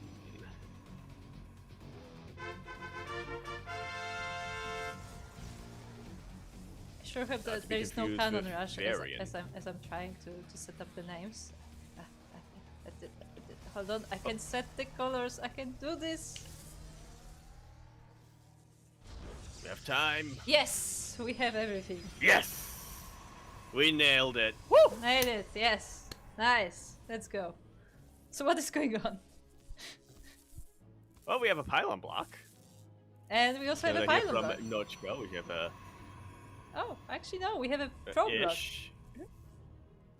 Yeah, soon to be pylon block, but not quite yet. We have 2 probes, in fact. I feel like, honestly... You know what? 2 probes, that equals 1 pylon. I feel like these players know each other.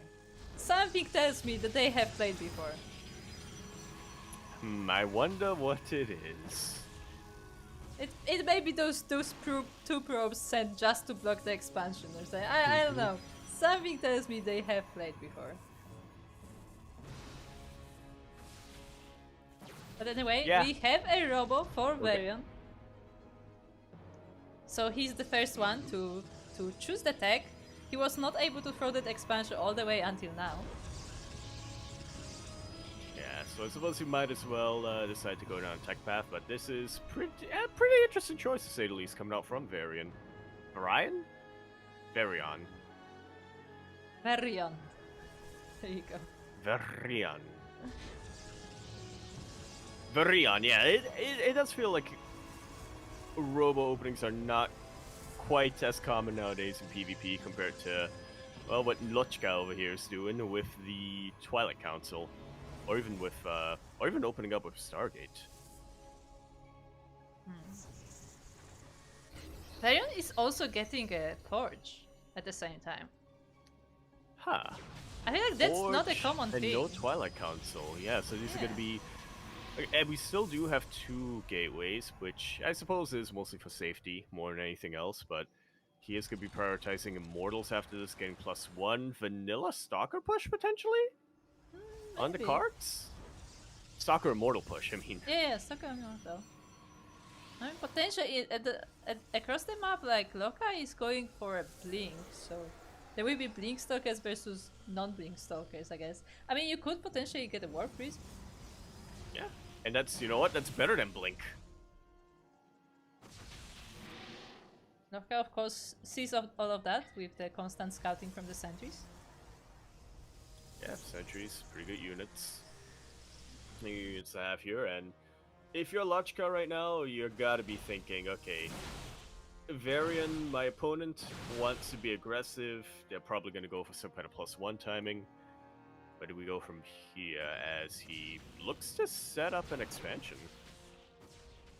I guess, I don't know, we'll see about that. Yeah, I'm not quite sure what the plan is. We are making more Immortals, so yeah, I feel like it's exactly what you said. I feel like it will be just Stalkers and Immortals, and Varian will just go across the map. Yeah, vanilla Stalkers.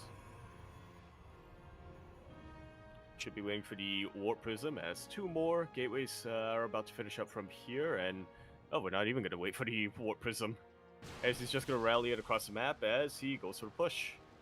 Yeah, unfortunately for Varian, it was scouted. Another Phoenix, Hallucination Phoenix, was there to spot it, and the Stalkers are ready with a shield battery, no less. Yeah, this one Immortal, these 2 Immortals for Varian have a lot of work to do, but it's easier to get work done when they're not in range of shield battery.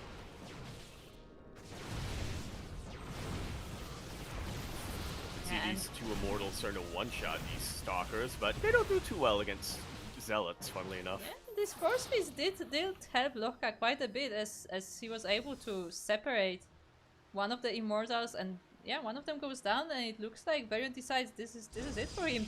But he's also double expanding. Yeah. He's double expanding, and he's getting shield upgrades? What? That is not armor. That is not armor. That is not weapons. He already has +1 ground weapons. That is +1 shield. Yeah, +1 shields. Protoss has this? He's got it. That apparently, I was not aware that you're allowed to get this upgrade before you throw down your fleet beacon, but apparently.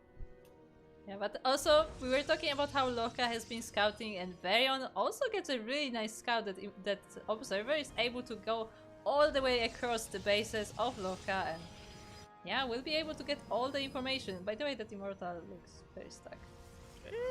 It's not stuck. It's not stuck, but it looks very stuck. It looks, yeah. It's actually protruding through the chain yeah, fence. Yeah, I was gonna say it's in the its leg actually got stuck in the fence. It cannot move. Like it's trying to shuffle to get out. Yeah. But actually, it's just holding on to something on the other side, and if it lets go, it will be able to be free. Yeah. Poor Immortal. Trying his best. He thought he's gonna be a cannon. Oh. He did it. He's free. Yeah, he freed himself. He made it. Willy. But speaking of Immortals, yeah, speaking of Archons, sorry, we were kind of expecting, or at least I was kind of expecting Varian to tech that way, and he is throwing down his his Templar archives now, but funnily enough, Lochka is the one to warp in High Templar first. Already getting those Archons. I just want to point out the irony of the situation, where you have a Zerg and a Terran trying to figure out what is going on in this PvP. And we still don't know, to be fair. I'm not gonna admit that. Oh. Hello. As the wall is not a wall, and we do have a Stalker and a Zealot slipping on in, but that's also a lot of reinforcement potential that Lochka has. Varian trying to go for a double-pronged attack, but in the end does get deflected. Will delay the Nexus at the very least. Yeah, so. He did force a cancel on that gold base, so I mean, maybe it was worth it after all, because Varian didn't lose a lot of units there. Like, it was just a little bit of a poke to first distract Lochka and then take this base. Yeah, and I don't think Lochka knows how greedy Varian has been behind all of this. Well, but regardless, he's still going for a counterattack. Yeah, he's about to find out as he is going across the map, even hallucinating some Archons. That's great. Ooh, nice denial there. So he made himself look a lot bigger than he actually is, and also has some force field breaking potential with that. We have a lot of side defense being set up right now for Varian, but he still has a much smaller army at the end of the day. Battery Overcharge has a lot of work to do. Battery Overcharge will not be available anymore, as the shield battery does get sniped. Mortals are going down left and right, and this looks like way too much Protoss. Yeah, For Loka is Protoss to overpowering. deal with.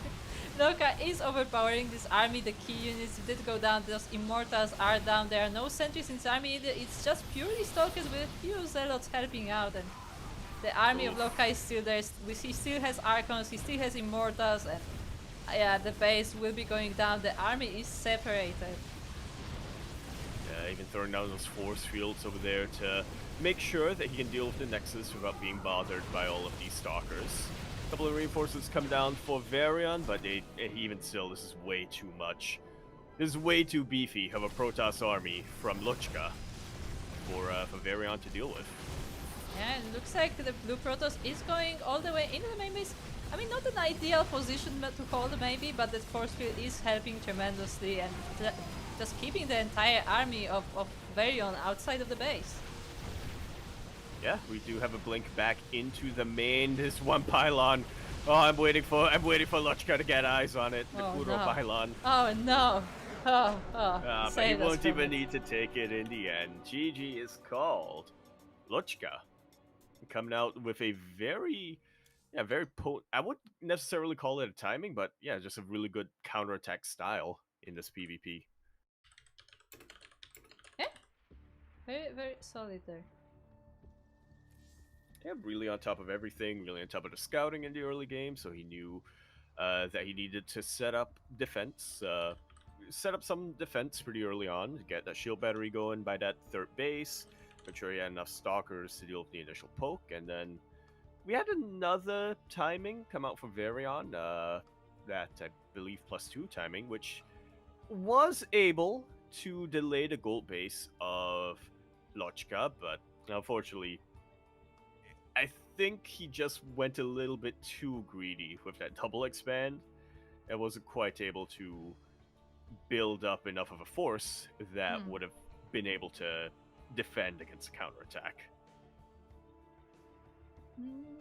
Yeah, maybe that was the case. Maybe that was the, as you said, that he just weren't because he was focusing on those bases. He was not able to.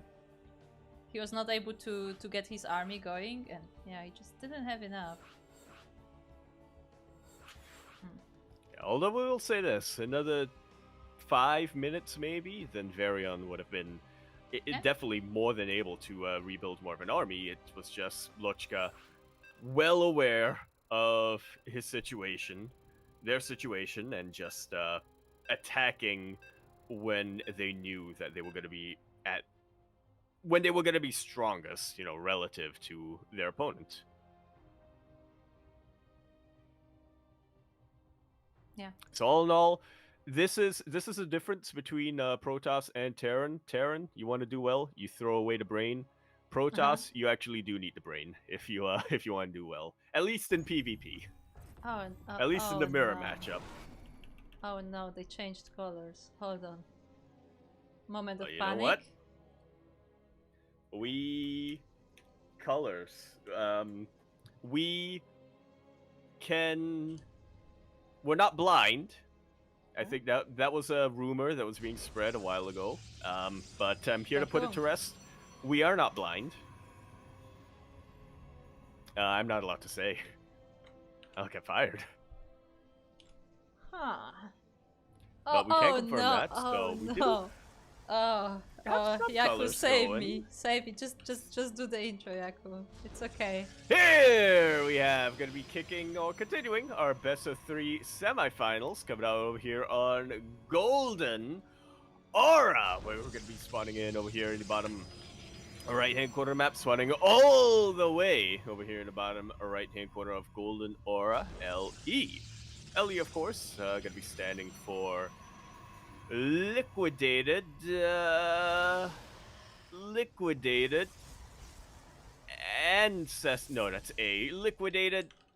emulsifiers. That's when you get it's like those blenders that you have, right?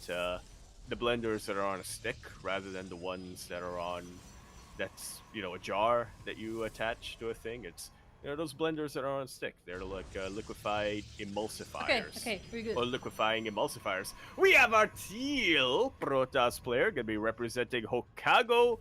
Hokkaido? I think it's Hokkaido. Hokkaido. Hokkaido T team. We have. You may know them as Nishi, but they're also known as Lochka. I believe it's Nishishi. Nishishi, not Nishishi, not Nishi. Look. Meanwhile, across the map we have their opponent. It is the green Protoss player representing himself, as far as you know, although there is a clan that we cannot quite read. It is Varian.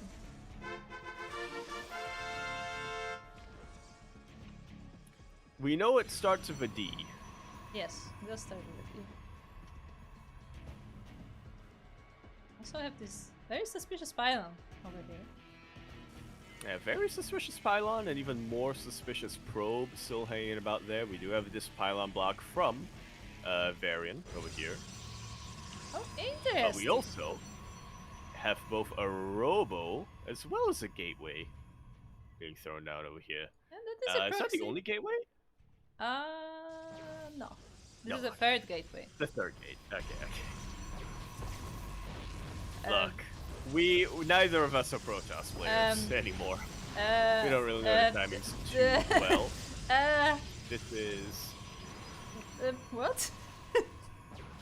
an interesting setup that we're getting over here. So Varian setting up a couple of shield batteries over here in the natural base of Nishishi, but no proxy. So all of his units are gonna have to come across the map the old-fashioned way. We have a couple of Haluked stalkers coming over here to soak some damage. You'll love to see it. Sentry, obviously, OP as ever. I do love to see it. This is such a crazy strategy. You heard about Cannon Rush? That's like so yesterday. Heard about Battery Rush? Just straight up batteries, no nothing. Yeah. Okay. Unfortunately, though, it seems that there is a reason for that. These shield batteries, now that they're out of energy, are going to be too useful. You say that, but we have 5 stalkers here. When Lochka was about to proxy, that's true. Was about to proxy across the map, and now suddenly he has to defend. You know what? You're right. Who needs energy on the shield batteries? You know, when you have energy, when you already have shields on the stalkers, yes. And they're regening anyway. And they are, I was gonna say they are about to be regened anyway. So, yeah, the more time Lochka is waiting, the more units are in front of his base. This is why I think that sentries should be able to top up shield batteries with energy.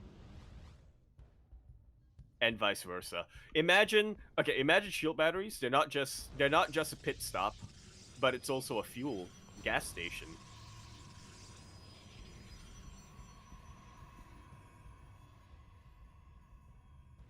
Anyway, Varian once again is going for a Forge. Yeah, Forge gonna get that +1. Gonna be producing his own immortals, which are gonna be very useful against the immortals over here of Lochka. No, the pylon lives. Pylon leaves. Look, Varian actually recalls all his stalkers, and I feel like doesn't look too bad. Although there's a lot of forces here. Yeah, I feel like Lochka will be able to fight this regardless, especially without any shield battery support. It's 1 immortal versus 2 immortals, and it might not be the best at math, Kuro, but I believe 2 is a larger number than 1. Yeah, but what about the shields? Oh, that is true. The sentries. We have 2 sentries over here, which is more, I think, than the 0 that Lochka has. I think so, yeah. With that 1 shield battery is working overtime. It's trying to keep the immortal alive, but it's not enough. And with that, Lochka does have those 2 immortals, and they pose quite a threat to this base. I was gonna complain about us not having game heart, but actually we do have game heart. It's just surprisingly, no probes have fallen until right now. Yeah. Only now the probes have started to fall, and now it's very difficult for Varian to defend here. And another immortal has popped out, but it's just 1 when Lochka has those 2. Yeah, it's just 1 versus 2, plus a War Prism for juggling. Yeah. Still have micro potential here for Lochka that Varian unfortunately does not have. Natural base just has to be forfeit. Ooh, and now Varian is supply blocked as well, so that's even farther, like, you know, stopping his reinforcements from coming into reality. Yeah, these sentries, they got a lot of work to do with these force fields, but even then, with the Warp Prism, it somewhat mitigates the impact of force fields. Not entirely, obviously, but a little bit. Yeah, like, I mean, if Loka wanted to be very committed, like, they could just ferry over the units into the main, and I don't think the Stalkers would be able to get there in time. Yeah, these Stalkers don't have Blink on them, for one. That wall, not quite a wall. That force field is a force field, but you know, I actually didn't realize that you can have a force field half hanging off into the air. Yeah. Oh, that single Immortal goes forward. A bit of an overextension there from Loka. I guess it was on a rally. At the same time, though, we have 2 Adepts across the map. 2. 2. 2 Adepts? That's more than 1. Yeah, that is more than 1, and that is more than 1 probes that is going down to those 2 Adepts. Yeah. 6 more than 1, as a matter of fact. And when we're in a situation where both players are on one base, this is actually very impactful. This is something that Varian can utilize to come back into this game, but we still don't have any micro potential on his units. We have the Warp Prism to juggle, and it is coming in clutch here. Both Immortals will fall for Varian, and without the Immortals, we just don't really have much of a backbone to this army. Battery Overcharge is nice, but maybe it might just... No, it's not going to be enough. Yeah, just barely. The Overcharge was not there in time to save the Immortal, and it's not enough to save all those targets. 2 Immortals still stand for Lochka, and it looks like the probes are even being pulled off the line. It looks like he got this game. Yeah. Oh, although another Immortal does pop out.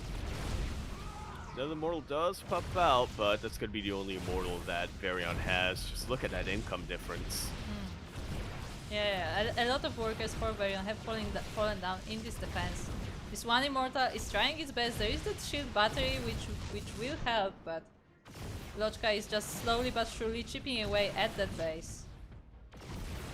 Yeah, it's funny to see a war of attrition when both players are on one base versus one base, but you know, it's still the same principles still apply as if we were looking at the late game.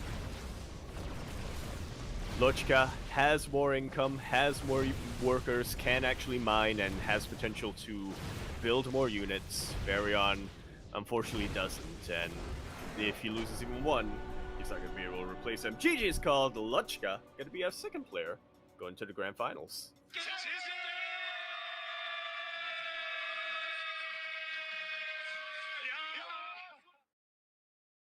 Nicely done.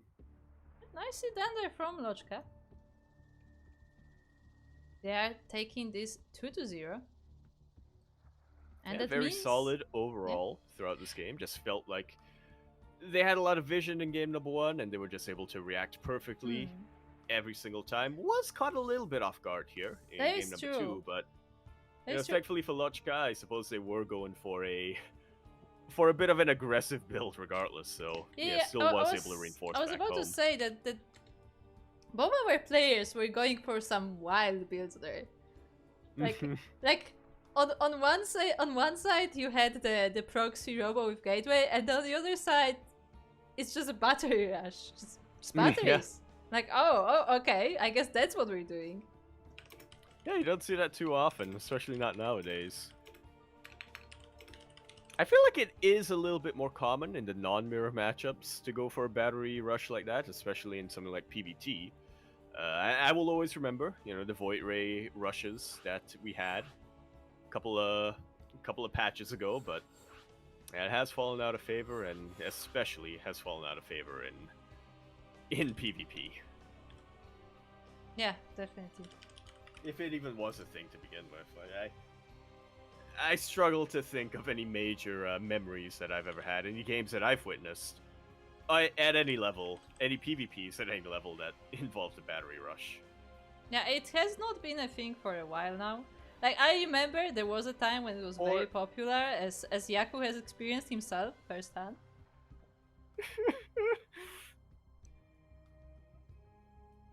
6 years. No, 7 years. Oh, close to 7 years at this point. Oh god. I still have never forgotten. Yeah, well, anyway, as we now have both of our finalists, we have Mar versus Loka, and they are getting ready for the best of 5, so we will be taking a quick little break, a bit 5 minutes break, as we set up those finals and set up the random raffle as well. Oh boy. Alright, I'm feeling it in my bones this time. Oh, well, you're not getting it, Yaku. Anyway, I see feel you it in my 5 minutes, bye. Not just the arthritis. Oh, it's just there, guys. Oh. I had some chocolate.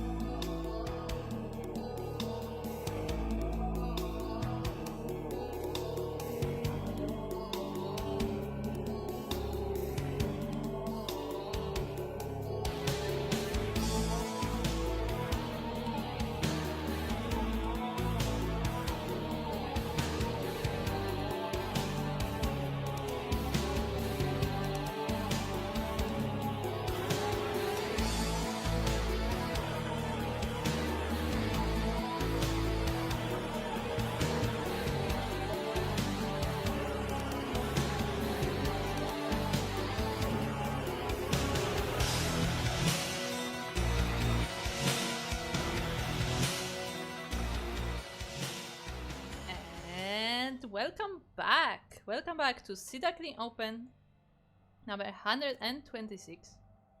As we are about to start the finals, but before that, we have something special prepared. Indeed we do. Keep your fingers crossed for a little bit of a special raffle. And we're gonna be coming down here.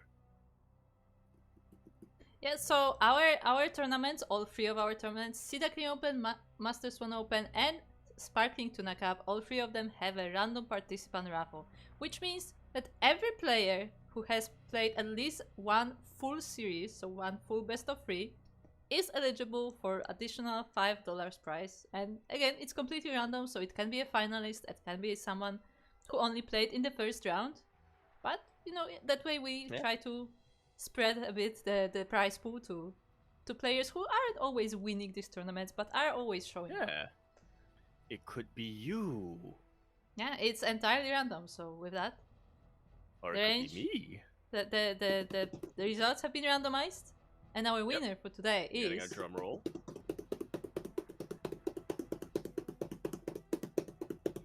Hold on, what's that? Panic. It is Legoland. There we go. Not mad at all. Yeah, cool. You're never winning. You know that. I definitely didn't ring it, so you don't win. Hey, congratulations to Legoland Man coming over here. Fortunately, I hope this does take away a little bit of the sting of the story that you're telling us about the colors. Oh, I definitely don't know what that's like. Kuro can't say, right? Yeah. I actually don't know that story, Yaku, so you're safe there, because I do not remember that story. But yeah, yes, this never happened to me. Never happened. But yeah, in case anybody in the chat doesn't know, it is an option to set your own colors in game, so you never get confused by whatever colors you get in a match. I personally have it set to the light blue, also called teal versus orange, because to me that's the colors that stand out the most on the map. But you know, it's your choice. I have something similar. I also have my opponent set orange because it stands out the most on the map. But my color is purple because it's a carryover from when Milk used to yell at me. True. Those were the days. If you know, you know. Anyway. Yep. We are now ready for our finals, and we have two of our players that we will soon introduce. Both of them representing very interesting playstyles. And I'm curious to see them in a new matchup today, because we have not casted them in this matchup yet. So without further ado... I don't think we have this. Yeah, cool. Who do we see in the top right of Ghost River? Top right! Here we are now. It's loading into our best of 5 grand finals. Best of 5. When you do your prediction, keep the entire 5-game series, or it might not be 5 games, it might be 3, it might be 4, but regardless, when you do your prediction, you're predicting for the entire 5-game series. It's our grand finals. And swatting over here in the top right-hand corner of the map, swatting all the way in the top right-hand corner of Ghost River, we of course have our teal or light blue Protoss player coming down here, going to be representing Hokago T-Team. We have, you may know them as Nishishi, but they're also known as Lochika. And across the map, we have their opponent. It is the Purple Zerg player. With his greedy playstyle, once again he's going for a pull first into a hatch, but it looks like it's denied. But anyway, it is our hybrid, Mar.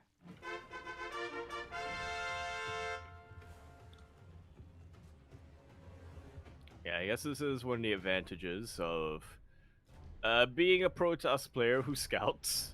Yeah, I mean, you can get a little bit of an earlier hatch block. Ghost River also has a fairly short distance, so that pro also gets there that much sooner as well.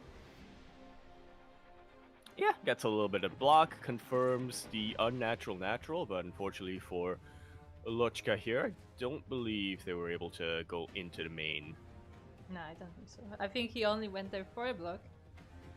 But they went, and it looks like Mars build is not just a CVT build, it's just the build. Yeah, Blink Team 6, it's very versatile when you think about it. Yeah, it definitely is. You get And a the lot wall done, is especially when the actually wall's to the not wall. closed.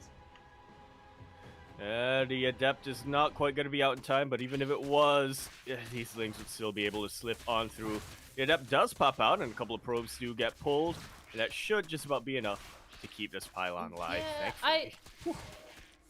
I do wonder if maybe if Mar focused this pylon, maybe he would be able to take it down. I'm not quite sure how it looks like when the Adept is already out. No, I don't think so. Yeah, I think the Adept will clean up the Zerglings before the pylon goes down. Well, if it was just the Adept, then maybe, but we also had those pulled probes, so yeah, in the end, this Link Team 6 isn't really meant to do damage. Yes. It did apply a little bit of pressure over here on Lochka, and it did force a couple of probes off the line. Mars still gets a full scout, so overall, not an ideal trade, but also not one that's necessarily bad. Yeah, like I don't think Mar was expecting to get anything done there.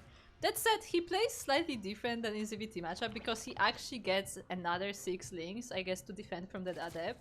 Meanwhile, in ZVT, he would never get any links ever until it was time to attack. Yeah. Yeah, I was gonna say, I think it's something that you can get away with in ZVT, but there are ways to counter that as a Terran player. It's just, less likely, depending on the build that the Terran player goes for. It's less likely that they're going to be going for something that aggressive to really impact you, compared to a ZVP, where your Protoss opponent, there we go, is already planning to go on the offensive. Yeah, we have 2 Oracles, it looks like, will be going across the map. The first one is now staying home for defense, but it will be moving across soon. It was, of course, scouted by Mar with that Overlord earlier, so he should be ready. He doesn't have spores, but he does have 2 queens. Yeah, depending on the placement, they should just about be enough. We'll see how well Lochka can actually control this Oracle. Pretty well. He does get 3 drones at the very least, and the queens were not able to kill the Oracle, so it will be coming back earlier together with a friend as well. Once again, there are still no spores on the way, so it looks like Mar is a little bit late on that, so he will have to be very careful about the next attacks. Yeah, no spores, but we are getting a 4th hatch, because this is Mar we're talking about. Yeah, 4th hatch, the upgrades are already on the way, like, I mean, that's just the build. Yeah. Oh. If you built spore crawlers, that deviates away, Oh. That's resources you could be using to get another hatch. Okay, Mar is making units. Mar is making Zerglings. Because while the Oracles are killing the works... Oh, actually, no, it is the Adepts that are killing the drones for now. The Oracles are about to move into it, though. They are going into the natural. There is a spore there, but just 1. Yeah, only 1, so these Oracles can take a couple of shots and back away. 7 more drones go down, which is absolutely vital, especially against a player like Mar, who is making 14 drones to replace them. You absolutely want to do everything you can to keep that drone count low. But that said, as I pressed the wrong button, Mar has 15 Zerglings, and they're about to be Glaive Adepts. Yep, how many Adepts do we have right now? About 6 out in the map. So not too many, but you don't really need that many when your opponent has no army. Yeah, because again, that's what I've been mentioning this whole day, that like Mara build is crazy because it's so vulnerable, because a lot of times, at a lot of points in game, he just has no units. There's no defense whatsoever, so when those Glaive Adepts roll in, if there is no response to them, they will just take that entire drone count that he built. Man, now that you mention it, I have the mental image of just rocking up with Hellions. I mean, Captain Fish tried, so but there were so many queens that he couldn't get in. Well,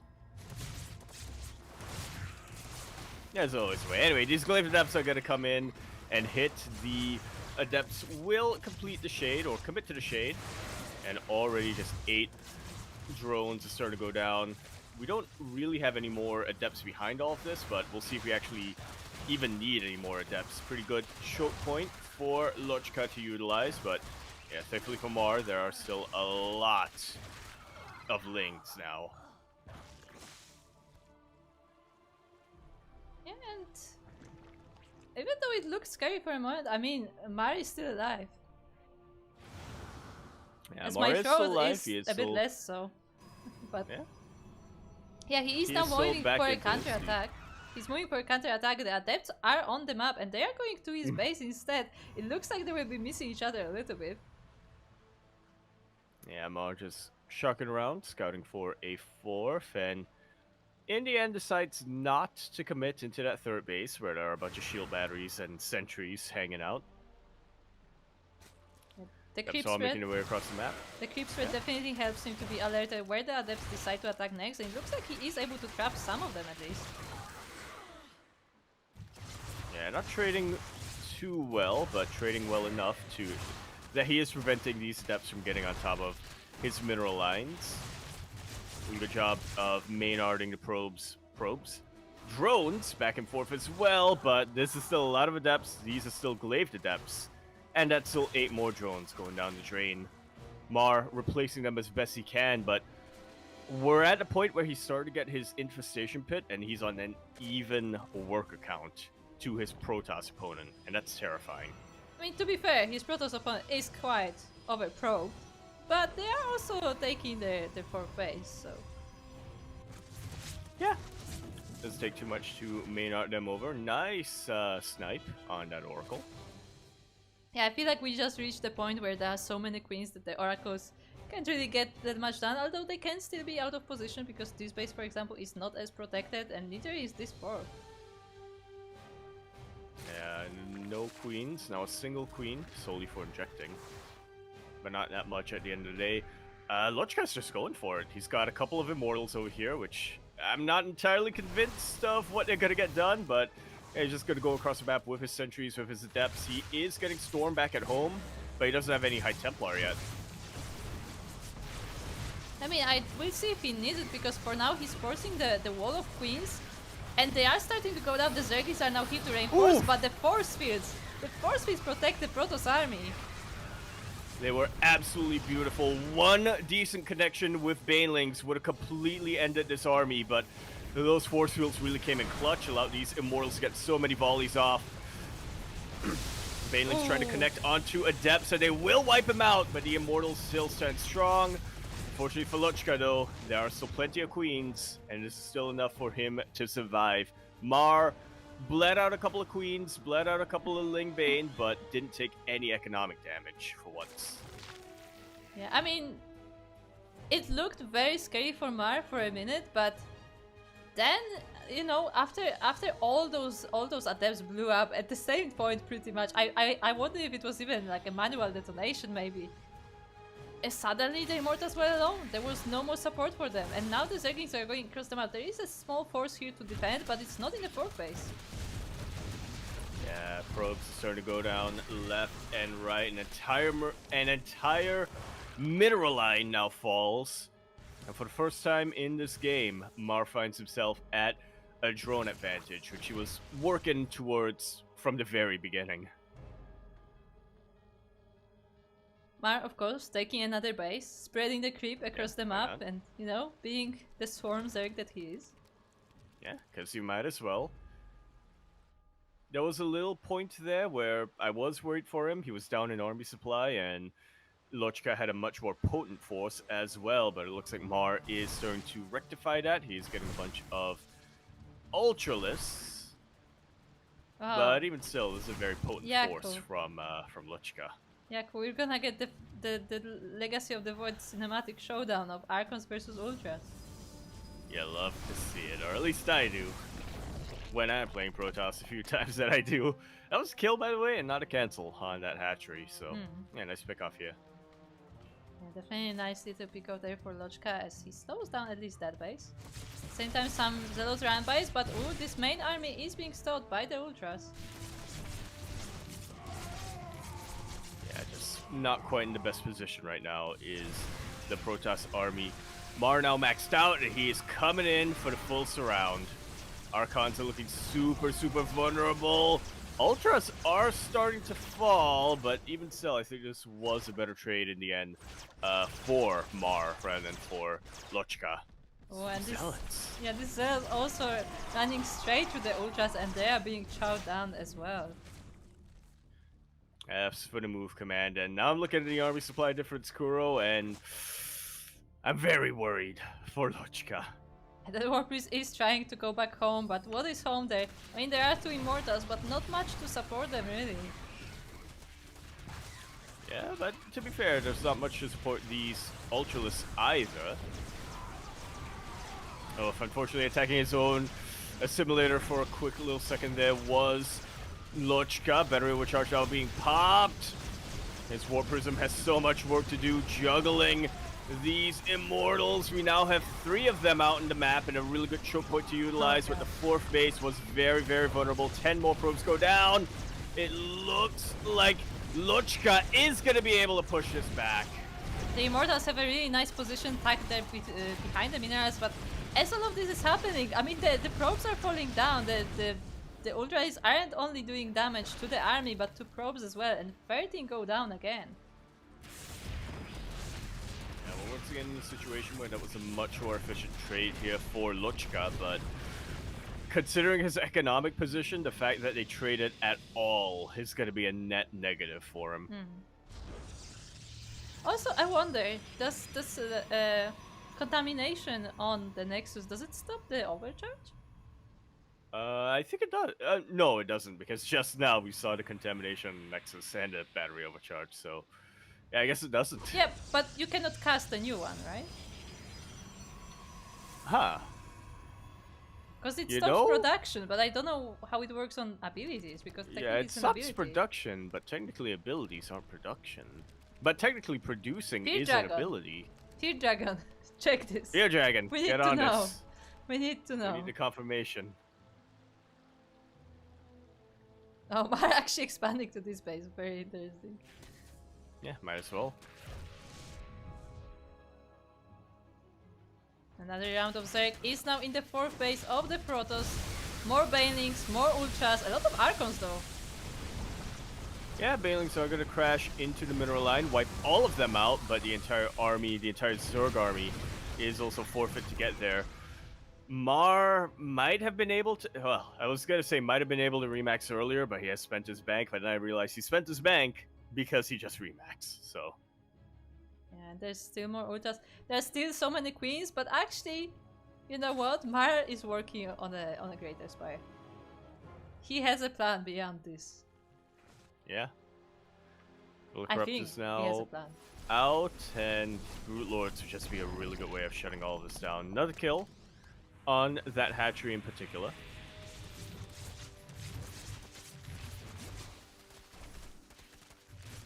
And Lochka, he is well aware that he has the better army for the time being. If he was ever going to win the game, it would be right now by winning the fight and then having enough momentum to keep this push going. But there's just so many Queens, so many Ultras. I will say that the one thing going Lochka's way, funnily enough, is the fact that Mar is maxed out, because this means that he can't produce any Brute Lords. He can't make any of the units that he wants to make right now, but he is still building up a bank behind all of this, so after even just one engagement, Mar is going to be able to do all that. Also, this is a crazy army from Lochka as well. Like, it's so immortal. I have so many Archons as well. It's all the beef. Yeah, all the beef, none of the chicken. And it's going through the Ultra is quite nicely, but there are still more reinforcements. The Queens are starting to fall though. Yeah, these Zealots are actually the MVPs right now. They're holding the line so well, preventing these Ultralists from getting on top of any of the key units. We have a Storm, which might not really be necessary, but is still nice to have. We are completely out, however, of anti-air for Protoss. Yeah, and it looks like that was enough. The single brawler has helped a little bit. The Zerglings definitely did, as they ran straight into those Immortals. And the entire army of Lochka has been taken down. There are no defenses. There are a few Archons, a few High Templars. There are no defenses across the map. Yeah. As we said earlier, if there was ever a time for Lochka to win the game, it was right then and there. The fact that he didn't win means that he's not gonna. GG is called, and Mar debuting game number 1.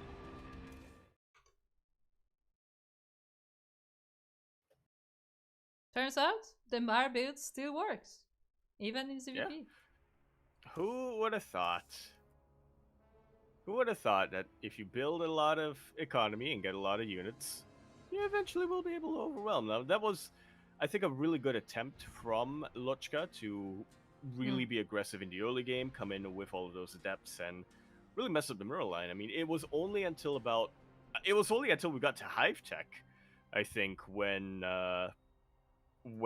Mar was actually able to overtake Lochka when it comes to the worker count, but Yep, but yeah, I think there just wasn't really enough of a follow-up here from Lochka after the initial harass. But that is the thing, that like the initial harassment looked well for Lochka. Like he was actually doing damage to Mar, and Mar was like kinda, you know, not really able to keep up with the defense of like the adepts were like kept getting damage and so on. But at some point, he just like overpowered it.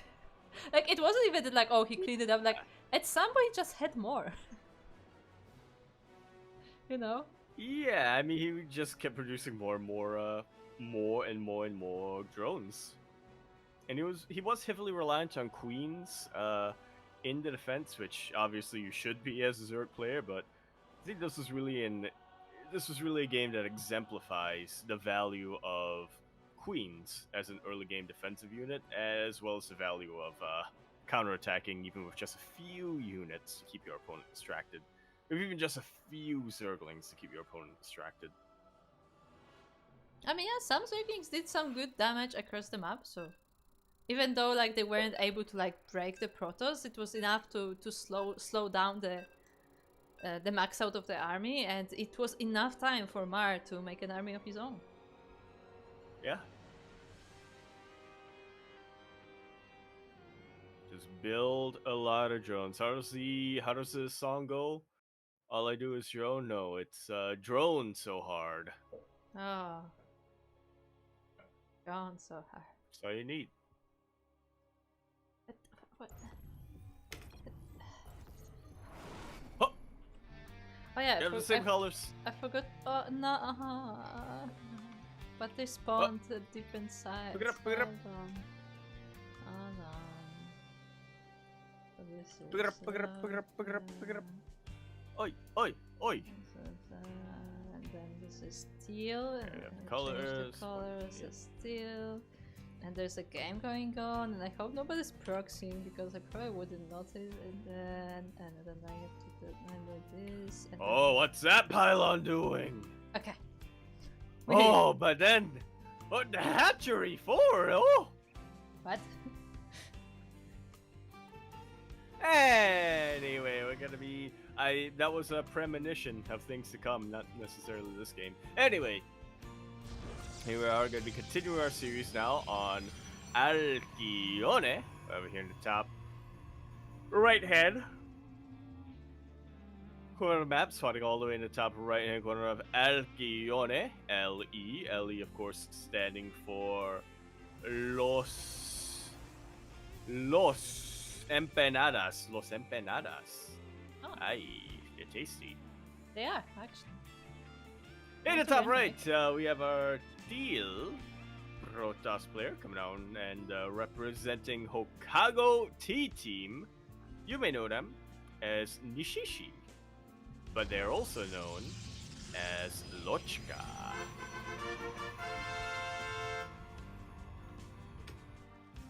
Oh! Oh!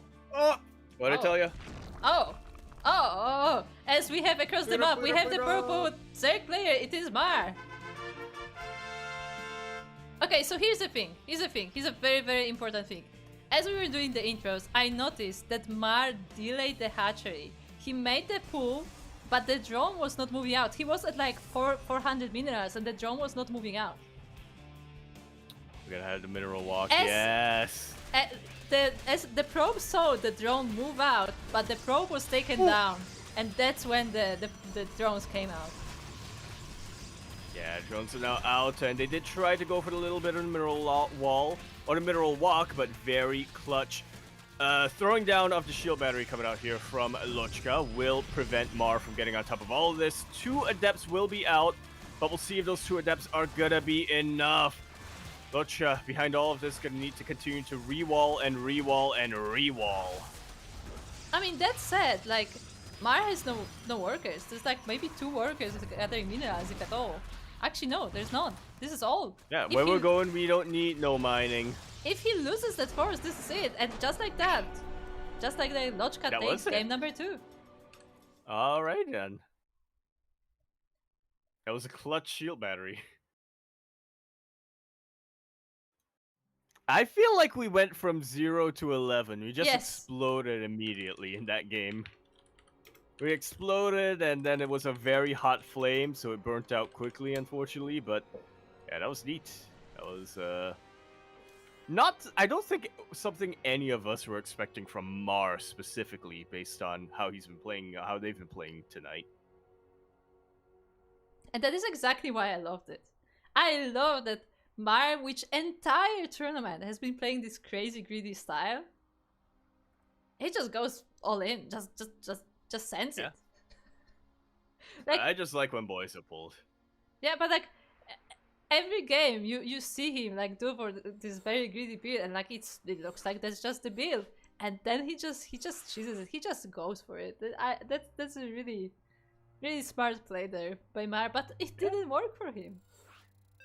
Yeah, unfortunately not. I mean, it might be a map thing, you know, maybe he just doesn't like playing on Alcyone, which can't say I blame him. I think a lot of Zerg players specifically have said that they're not too fond of playing ZVP on Alcyone, but still, now we know that at the very least that there are 2 builds from Ma'ar.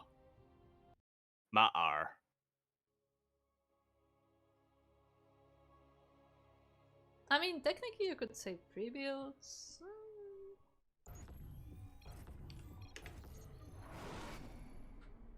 As we There's have at least loaded. 2. I mean, there are 2 openings. As we have loaded into our 3rd game already. Wow, it's already the 3rd game. And we are looking at the base of our light blue / teal Protoss player, known as Nishishi, but also known as Lochka.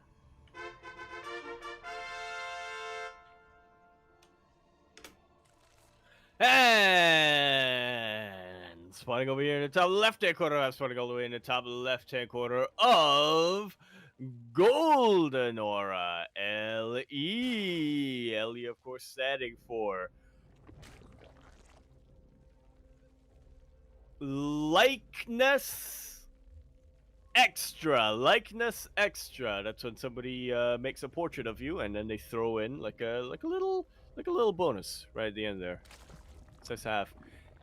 In the top left-hand corner of the map, starting away in the top left, we have a purple Zerg player known for being very greedy, but switching things up, changing things, shaking it quite a bit in our last map. We have our player representing themselves, as far as we can tell, Mar.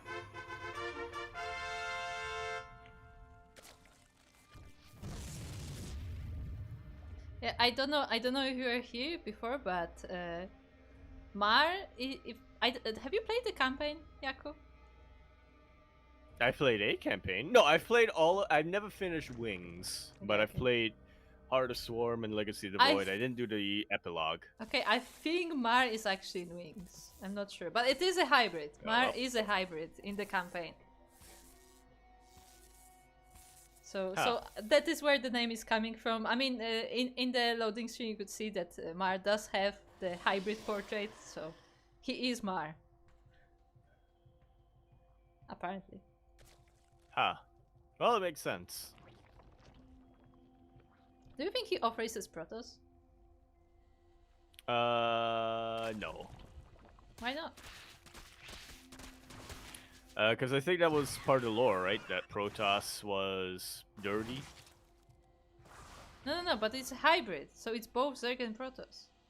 So that makes sense if you play Right. both.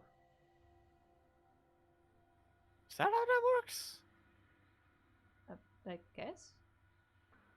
Wait, hold up.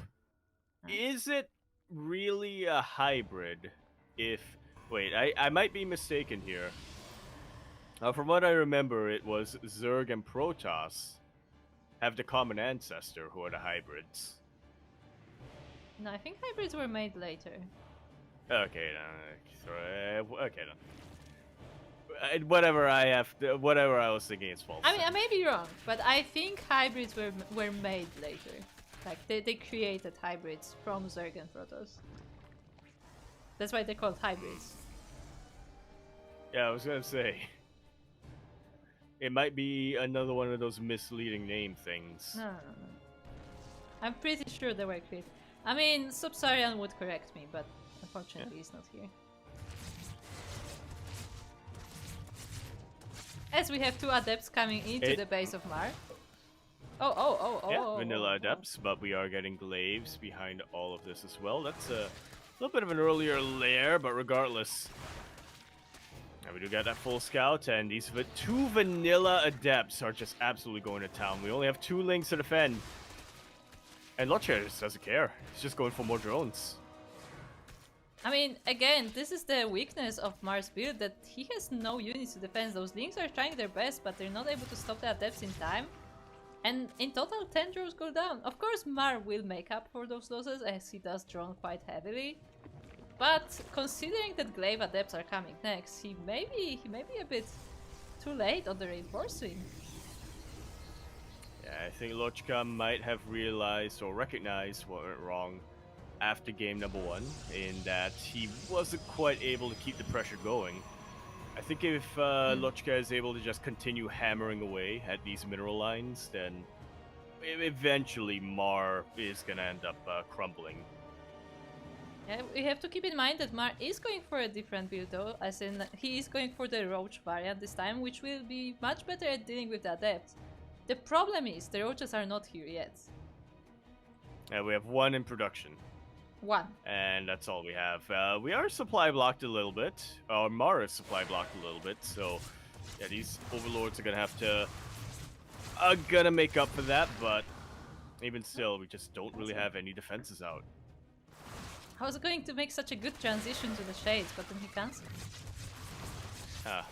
That's annoying when players do that, you know?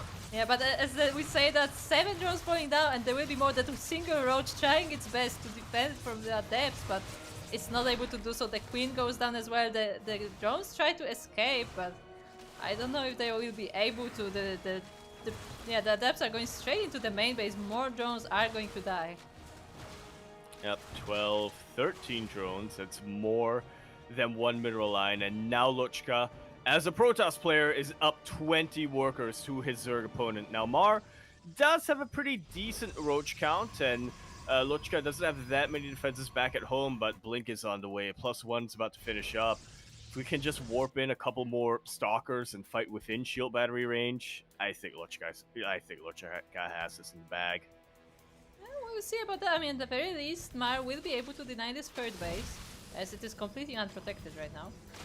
But the Stalkers are not here. Yeah, they are. Shield battery is looking vulnerable, and it will survive. And now it's going to be even more difficult for Mar to come in and go for a counterattack.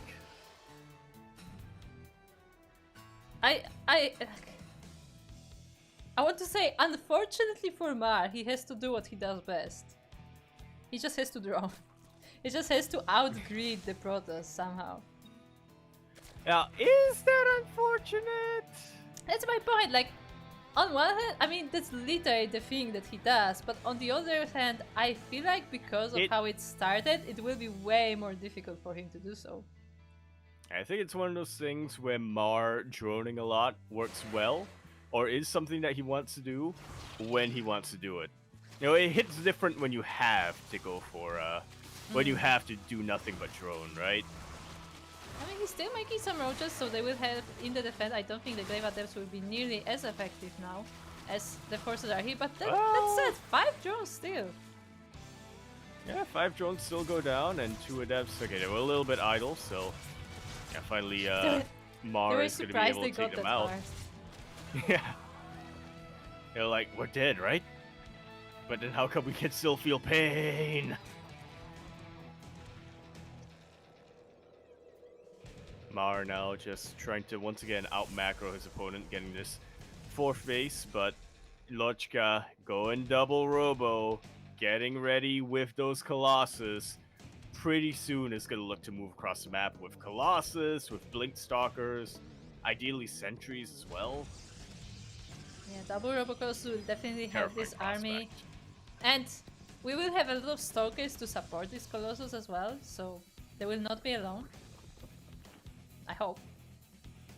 I will say it's an interesting choice here from Lochka to go for double Colossus as opposed to double Disruptor, especially since he knows that Mar is committed more so to Roaches this time, but I suppose it is a little bit more reliable. Yeah, it is more reliable. And it's also, Colossus is just a tall Stalker. Yeah. It's big, it's tall. How more do you want? Look at these Zealots just following the Stalkers like, no, go away. F's in the chat, he just wanted to be part of the army. He just wanted to be one of you. But they never accepted him. Yeah, the Ravagers are now here, and actually it's an interesting fight coming down here with the Stalkers and the Ravagers. The terrain is breaking the positions a little bit. There's some decent control coming out from Lochka, though, avoiding too many losses on these Stalkers. Mar catching back up once again. Economically, but he's still behind the worker count, and he's on an even base count at this point. I was gonna say, Lochka actually taking a 4th base quite early as well, so keeping up with the Zerg economy, and now the Ravagers are now trapped between the 2 Colossus. I mean, to be fair, who is trapped here? Yeah, you're not trapped in here with me. You're trapped in here with GG. Lochka gonna be taking game number 3. Yeah, see, it looks like Lochka has finally figured that out. Finally figured out that, like, you really have to put pressure on Mar early on, and yeah, like, it's very important to keep that pressure, like, to not let him overpower you, because if you do, like, he will just out macro you slowly but surely. But if you don't let him have that advantage, like, suddenly the game looks very different. Yeah, you know, if you don't let him have that advantage, then he just has no advantage. Ah, we figured it out. Yeah. You have to play the game. Yeah, cool. Exactly. Just don't let your opponent get any advantage, yeah? Yeah. It just deny the advantage of your opponent and get an advantage of your own. That's how you win games. Yeah. And you want to. If your opponent has an advantage, just... yeah. If you remove your opponent's advantage, they don't have it.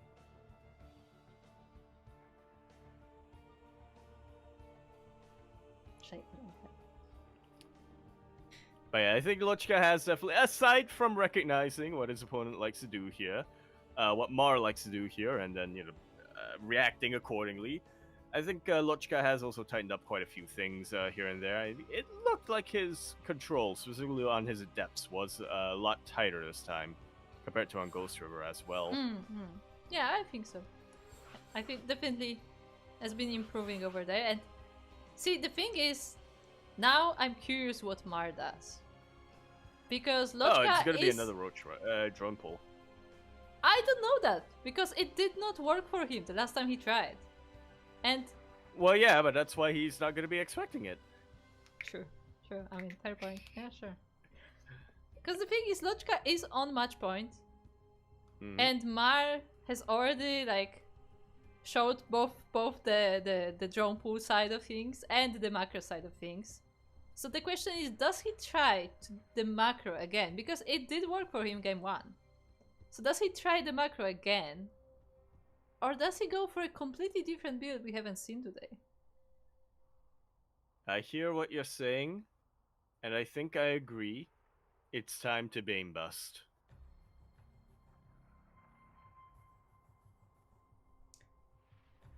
See, I don't know if you're serious, but I think you're actually right. Yeah. Like, I wouldn't mind a Bane Bus, honestly. A good Bane Bus. But, I don't know, because the thing is, Lochka is opting for those adepts, so he always has a lot of adepts. But adepts also die to banelings. Yeah. You know, at a certain point, you're gonna run out of room to micro, to kite, to go back. I feel It's like just math. we have to figure it out. We will see how it goes if Mar decides to, because Mar has played games where he just went like macro Link Bane and it was just a lot of banings. But like Link the Bane question into is, Ultra. yeah, Link Bane into Ultra. The question is, So, does he go like banings like earlier? no, he doesn't. What he does is he goes Ultras earlier. Oh, just rush Ultra. Yeah. Okay. What more do you need? Sure. Yeah, just Ultra. Just go big Zergling. Exactly. You know, Zerg, it's good. Big Zerg. That's just better. That's just more Zerg to love. True, it's just more. As I have to set up the names again, so please. Yep, Hold, but regardless, we are going to be continuing our series. We're now going to be loading into Oceanborn. LE. LE, of course, standing for lack of enchiladas. Lack of enchiladas. That's when you need more enchiladas. We are now on Oceanborn, as we previously mentioned, and we are potentially going to be on the final map. We'll see how it goes, as our player over here in the top left-hand corner of the map, spawning all the way in the top left, is on match point. You're going to be representing Hokago T-Team. You may know them as Nishishi, but they're also known as Lochka.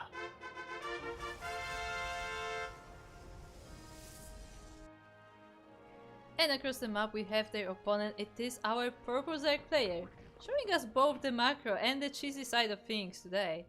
It is the hybrid, Mar.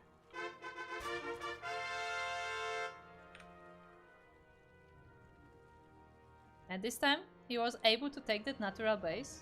The third is being watched over though by that probe. Yeah, very diligent. Making sure that it isn't quite taken. Now, here's the thing about drones. I think we've established that they do mind using their teeth, but when they attack, it looks like they're boxing. Oh no, yeah, 100%. They are punching. Drones do punch others. Yeah, yeah, they're boxers. I mean, we literally had like a whole. Remember, we have like a whole clip of this one drone just punching a pylon. It looks like it's punching like a training bag. Yeah, you can sandbag. It's the Rocky drone. Yeah. As it looks so far we have the same opening as usual with the 6 links trying to get the pylon, the adept about to pop out. The probes once again get pulled, but oh, this time Mar focuses. Yep, and the pylon will go down. Thankfully for Lochka, the adept does pop out, so no drone damage over here, but this is still a massive depowering of the wall. I say no drones go down, but 3 probes end up falling right at the end there. But the drones were not. Yeah, that's the probes do go down, but that's the least of Lochka's worries here, as there's such a huge delay on everything else. Also, a perfect scout from Mar flying right over that Stargate. He knows exactly where it's going down.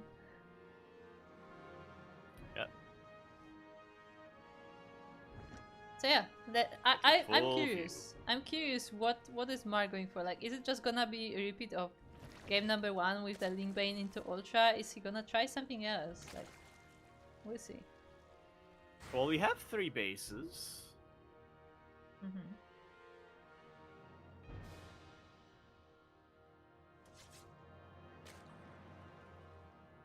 We have 3 bases, yeah. Oh yeah. Yeah. Thank you, Yaku, for keeping us up to date. I don't remember if it was the same as the last game. I think previously Mar did go for an early 3 hatch though, so. Yes, he. I think it was on Ghost River. It was a little bit delayed because of the pylon block, but yeah, one was denied. even still. One was denied, but generally, if he can, he will go for the 3 hatches. And before speed too. Like, there's no speed, no gas, no nothing. Yeah, he just likes his space. He just likes to mine.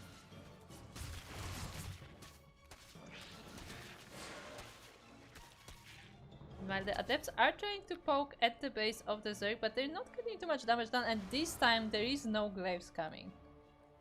Not yet. Yeah, not quite. We do have oracles on the way, but spores have already been set up. Queen gonna be just going on a little bit of an excursion, but now gonna be turning around as I believe it's wondering if it left the stove on or it suddenly realized or remembered it left the stove on. Yeah, don't you hate that? And then like coming home and like, no, everything is turned off. What do you mean? Yeah. Oh, that's where you're going with that. I thought you meant you end up coming home and the house burnt down. No, that's Ares. That's just Ares. That is, yeah. For those who don't know that right. story, there is a story. There is a clip of it somewhere. You should look it up. Yeah. Exclamation mark Discord in chat. Find our old duct tapes. Actually, that Overlord does supply block Mar. Not for long, but still, that's quite annoying. Yeah, it can mess up. It can mess up a little bit when it comes to your build order, especially if you're playing such a drone-heavy style like Mar typically likes to do. But you know what? Good guy Lochka coming in over here. He knows that Mar was supply blocked, so he cleaned up a little bit of supply by taking out 2 drones. Even even sacrifice an oracle to do so. This is, it's just such a nice move to do. It's such a nice thing to do for a friend. Yeah. Like what don't you do for a friend? Like, you can even lose the oracle. Yeah. But anyway, it looks like once again Mar is going for roaches. I guess he is a bit afraid about the repeat of the glaive adepts, but there are no glaive adepts coming. Yeah, once again, Lochka with the big brain, completely fooling Mar in this regard, and we'll see if this ends up impacting him. As, like you pointed out, Lochka not opting for the glaives, but is still setting up for a very potent timing. That's a Robo Bay now on the way. Oh, so I guess and a second Robo facility. I guess we'll be going for Colossus again then, maybe. Yeah, potentially.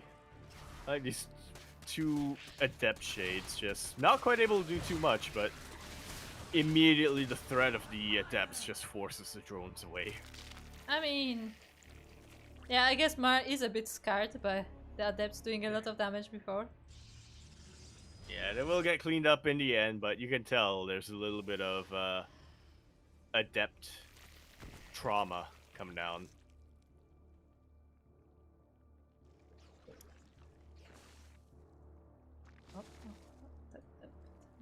Where is it? Where is it? Oh, okay, just see it. I thought it was in the bases, but no. There's a protective stasis ward set up. Just saw it on the production tab. Ward that I don't think actually is in a good position to catch anything. An Igran, right? Maybe. Because this is where the entrance is, like There's still a little the other bit side of a is gap. walled. There is.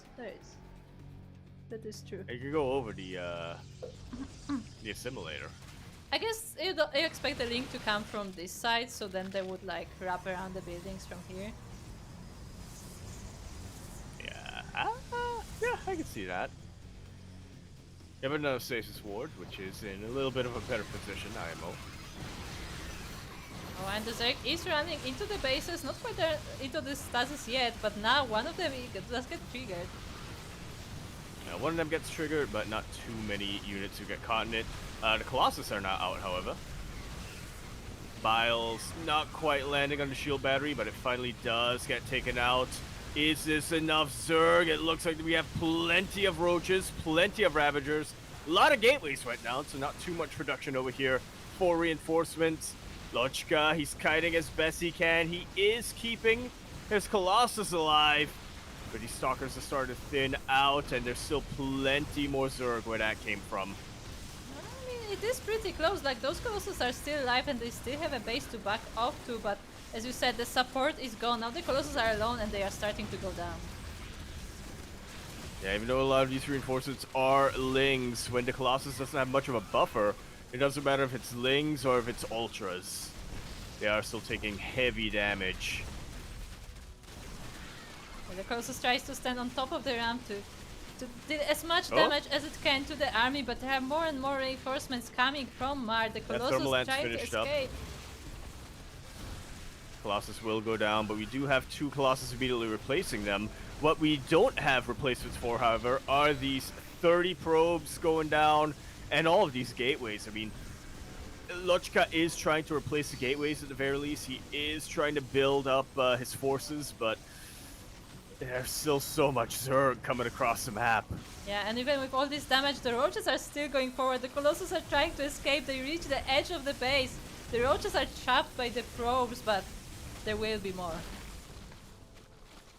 Yeah, the probes, or the Roaches, will eventually get taken out, but so do the probes. We have 16 workers remaining here for Lochka. Even if he does somehow survive this, he's not gonna be alive for too much longer. Mar coming in this time, completely shaking things up with a Roach timing. Looks like he is going to take us to our ace match. GG. Very nicely done. GG indeed. This time Mar was very committed to this attack. He just moved across the map and he did not let go until he was able to break through the Protoss base, and turns out the Colossus alone were not enough to hold off all of those Roaches. Yeah, not quite. Now this is a little bit of a different style of Roach all-in compared to what we typically see. I believe the standard build is to stop at around 50 or 40 something drones, and Mar had 70 by the time he pushed out, but he was also allowed to go up to 70 drones. Wasn't he? Just because there wasn't as much harass this time. Yeah, because Lochka didn't go for the Adepts, didn't go for the Glaives. Like, the Adepts were still there, but without the Glaives they weren't able to get as much damage as in previous games. And turns out that was kind of the key. Like, the damage early on is what really kept Mar, like, in the line, you know, early in the earlier games. Yeah. So once again, it just goes to show that when you don't take away your opponent's advantage, yes, they'll have an advantage. Yeah, you have to keep an eye on the advantage of your opponent, because if your opponent has an advantage and you do not have an advantage, like, that's just how you lose games. Yeah. You ever think about it that way? Your opponent has the advantage, they have an advantage. And then you have a disadvantage if you don't have an advantage. Exactly. Seems so, I have SteelMod is enjoying this. It just seems like it's something that not too many... It seems like it's something that not too many people realize, but, it is how it works. It is how it is.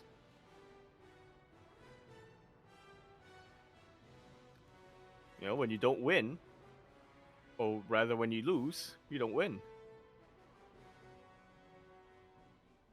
And to make sure that you don't have a disadvantage over your opponent, make sure that you stay hydrated, make sure to stretch, as we have like a minute or two before the lobby is set up. This is a great point to, make sure that you have something to drink and get ready for this final game of this monthly tournament. As a reminder, As a reminder, this tournament, if you want to contribute to this specific tournament, this edition, the 126, you can do so over at Macherino. But if you want to support the tournaments in general, if you want to see them keep going, if you want the prize pool to potentially even get higher in the future, then check out our Patreon, because all of these tournaments that we run are run through Patreon, and it's thanks to the support of our patrons that we are able to do so. So thank you very much, and thank you for supporting these players as we are about to load into game number 5. The final game, the final map of the final match of the grand finals of the evening. Of the final cast that we have, at least for today.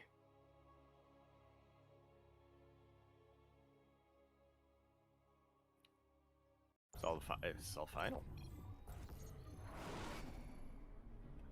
And speaking of finality, we are going to be coming in to our final map. Everything hinges on Site Delta. LE. Heli, of course, standing for lactose. Lactose escalation. Lactose escalation. That's when you have milk and more milk. And just a lot of milk coming down. Is that and when dairy. Is that what happens when you milk mews? No, it's what happens when milk yells at me. Ah, okay. Escalates. Lactose. Anyway, here we are now on Site Delta, LE, where of course here in the bottom right-hand corner of the map, spawning all the way in the bottom right, lactose escalation is also known as training sessions with milk. Anyway, in the bottom right-hand corner, we have our Teal Protoss player going to be representing Hokago T team. We have, you might know them as Nishishi, but they're also known as Lochka.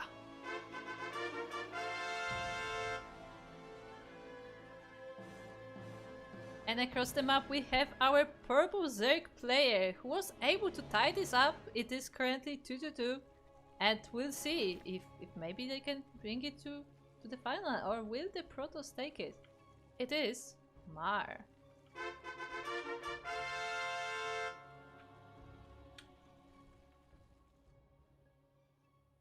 All comes down to this, and I was half expecting another another drone rush coming out here from Mar, because, you know, why not? It's the ace match, so might as well, but it looks like he is keeping things safe for the time being. Yeah, I feel like the thing is that because it didn't work last time, like he just doesn't think that it's viable, you know? Not in this match specifically, you know? Like Lochka looks way too prepared for it.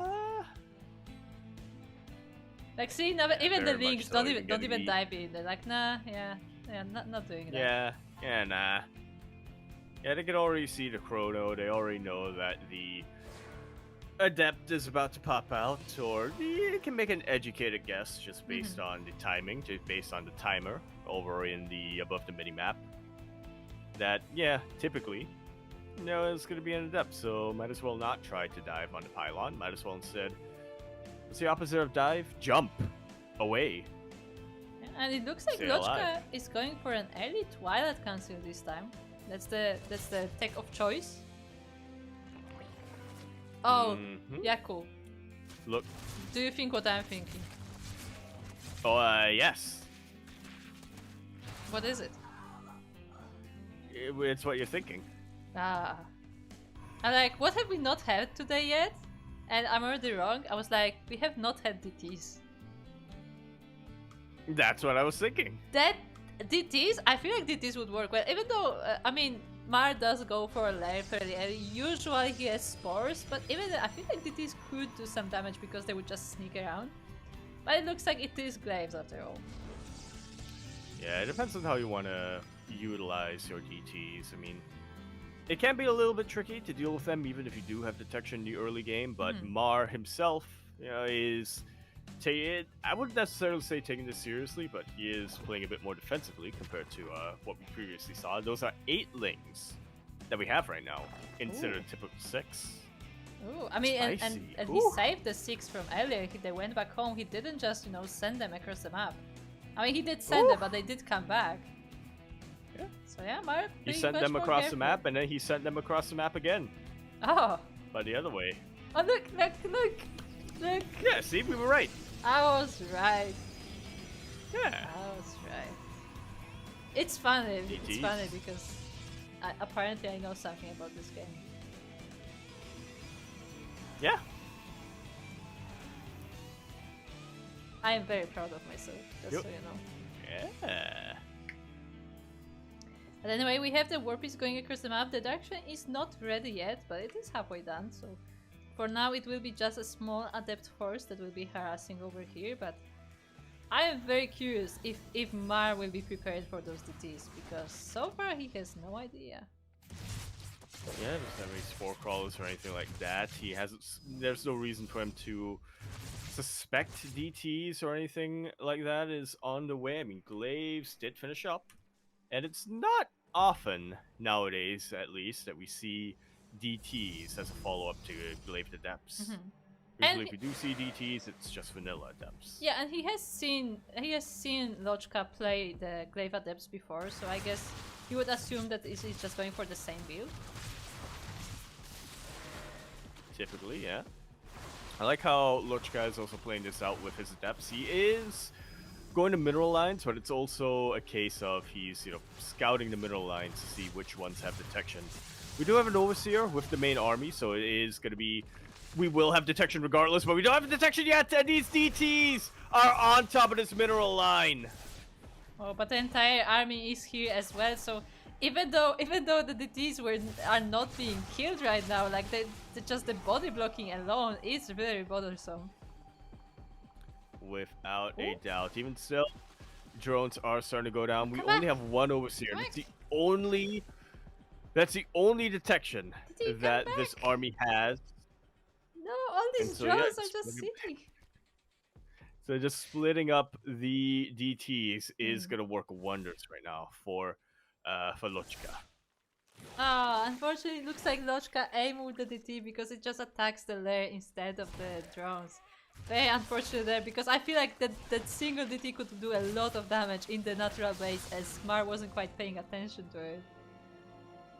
Yeah, I mean, he still takes out 4 more drones, but it could have been a lot more. There was a lot of potential here for Lochka. He could have been ahead 20 workers, but instead he's only ahead 18 workers.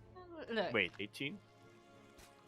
But he could have been ahead a lot of workers. Now he's only ahead a bunch of workers. Yeah, but now his advantage will be tested as the roaches are going across the map. We have 3 mortars though and a shield battery to add to that as well. The first base is under attack though. Yeah, I gotta force a delay on that and get a kill on both the pylon and the shield battery. DT finally gets cleaned up. Now we have 2 Overseers.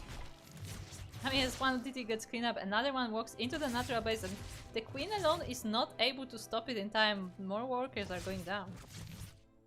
Yeah, as the old saying goes, as one DT gets cleaned up, another gets dirty. So what? Yeah. Okay. Here's a lore question. Do you think Protoss take buffs? Do you think they should? They don't have to. I don't think they have to. Because they have shields, right? Because they already have shields, which protect them from dirt and stuff. Are you sure? Does think the shield that's how actually it works. protect them from like sand and stuff? I think that's how it works. I mean, it kind of protects them from sun, as in, like, you know, they protects them from like radiation and sunburn, but they still need the sun for photosynthesis.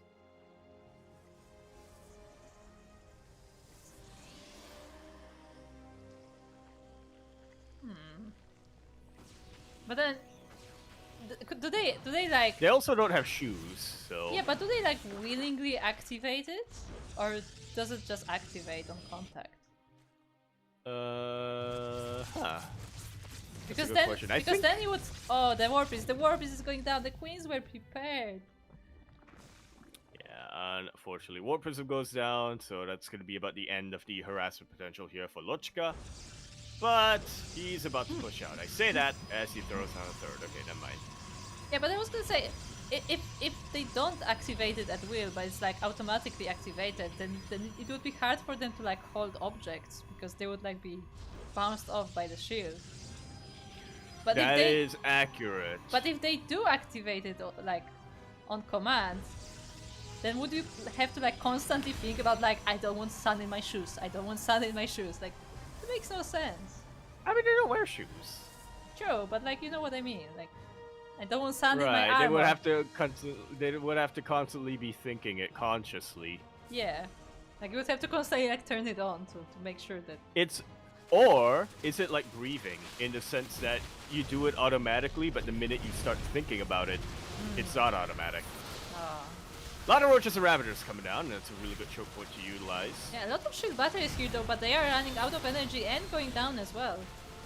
Yeah, we don't have a battery overcharge available, unfortunately, for Lochka, as the Nexus is only now about to finish up, but with the last of the biles being thrown down, I think Bar has taken a look at the army, the amount of beef in the Protoss army, and realized that, yeah, my supply is a little bit inflated. I can't really fight that right now. And there's another one joining in. Yeah, a lot of Immortals in that army. The Roaches definitely don't feel comfortable facing that, but they will try nonetheless. Some reinforcements are joining in, and ooh, maybe we'll catch these Zealots. Maybe no. Not quite. And now, Lochka is in a pretty good position to go for a pincer or for a flank. Yeah, the Changelings are gonna scout what is going on in the Protoss base, and it looks like the entire Protoss army is going to face the Roaches, but now it looks like we are just dancing a little bit. Yeah, it's a very delicate dance that we're doing right now. You don't want to overstep. You don't want to get on top of your partner's toes. Yeah, you don't want to get a disadvantage in a dance. Exactly. You see, the thing about dancing... I mean, the person who misses the step is the person who loses, right? Yeah, the person who misses the step is the one who doesn't have the step. The TT. Yeah, you need the step. Oh, the TT. Instantly taken out. It's just like hit a wall of roaches. It's just evaporated. It's painful. As Mar now getting ready for round 2 with all these roaches. It looks like the Zealot run by is doing a lot to take out some drones. So, yeah, Mar needs to reciprocate the damage, but it is going to be very difficult. Battery overcharge does get popped, and all of these Immortals just keeping all the roaches at bay. The force fields definitely help as well to make sure that the roaches are spread out. They aren't all in the same location, but the force fields are running out. Yeah, force fields starting to run out. Battery overcharge is on cooldown now. Still have a lot of Immortals, but we don't really have an easy way to micro them. We don't have any shield batteries to rely on anymore. Yeah, and suddenly all the support for those Immortals is gone. There are just a few Stalkers, a few Zealots left over, and these Immortals were in danger. Some of them got very low, but it looks like it was just enough to hold it, and Zerg is actually going back. Yeah, it kind of has to. I mean, I think overall that was a better trade for Mar, a much more efficient trade for Mar, but look at the worker difference now. At the start of that engagement, Mar was up, I think, 15 drones or something like that. Now he's actually slightly behind. Yeah, those Zealot roundbys definitely had a lot for Lochka. Like, Mar was distracted with the frontal engagement and he didn't quite pay enough attention to his bases, and yeah, losing a lot of workers there. Yeah, finally is starting to catch back up, and he is ahead a base, so not too bad, but now we have another round, and this time, even though there's a lot more Roaches and Ravagers, Lochka has been able to remake his Immortals, has been able to remake his Archons as well. Needs to be careful about these Biles, though. One Archon gonna go down after eating 2 Biles to the face. Yeah, the force fields are being denied as well. The sentries are getting focused, so that meant still some good force field, but there's much less of them than last time. and it's when you have fewer force fields, you just don't really have as many force fields to work with. Yeah, now the Immortals are starting to go down. The entire support for them is gone. There are just Ravages here though, so they do fall quite easily to the Immortals. But they have to be kited. The shield batteries are completely out of energy, and there are the reinforcements for the Zerg. Yeah, I mean, reinforcing Roaches though, which do fall rather quickly to Immortals. We also have a couple of Zealots in the flank that start to get insanely close, but looking at the supply, I think Mar has just about enough to keep this going. Or not. The overcharge saves the Immortals just barely. They have to clean up the rest of the Roaches, making sure that this base is safe to mine, and yeah, Lochka holds for now. Yeah, nicely done. But what about a natural base? Okay. No, the Roaches do go back. Base and we'll go back, and they fight at the bottom of the ramp, which is not what you want to do at all. Yeah, so some good engagements there for Lochka, and even though his situation is not looking great, he is able to hold off for now. Like, he is holding those attacks, and you know, he can do more harassment across the map still. And those were some very dedicated pushes from Mar. The fact that he wasn't quite able to deal much economic damage. I mean, I think 8 probes went down, which is all right, but still not a great trade for Zerg. Now he really has to go back, and he needs to go back to the drawing board and think, okay, I cannot break Lochka with my current army. I need to be thinking ahead, and that's why we have the Ultra Cavern. That's why we have +1 melee on the way. Yeah, I think... Oh, now that you mention it, this is something... Oh, sorry. Oh. I have a pause. This is something very interesting, because normally Mar would have his melee upgrades like early on, but this time, because he committed to Roaches, he went for the range instead. So now these Ultras will also need to catch up on the upgrades. Yeah, funnily enough. I mean, Ultras are pretty beefy. They can survive a lot of hits, but without upgrades, they're not really doing a lot of damage either, especially when your opponent is mostly Immortal and Archon heavy, and Stalker heavy.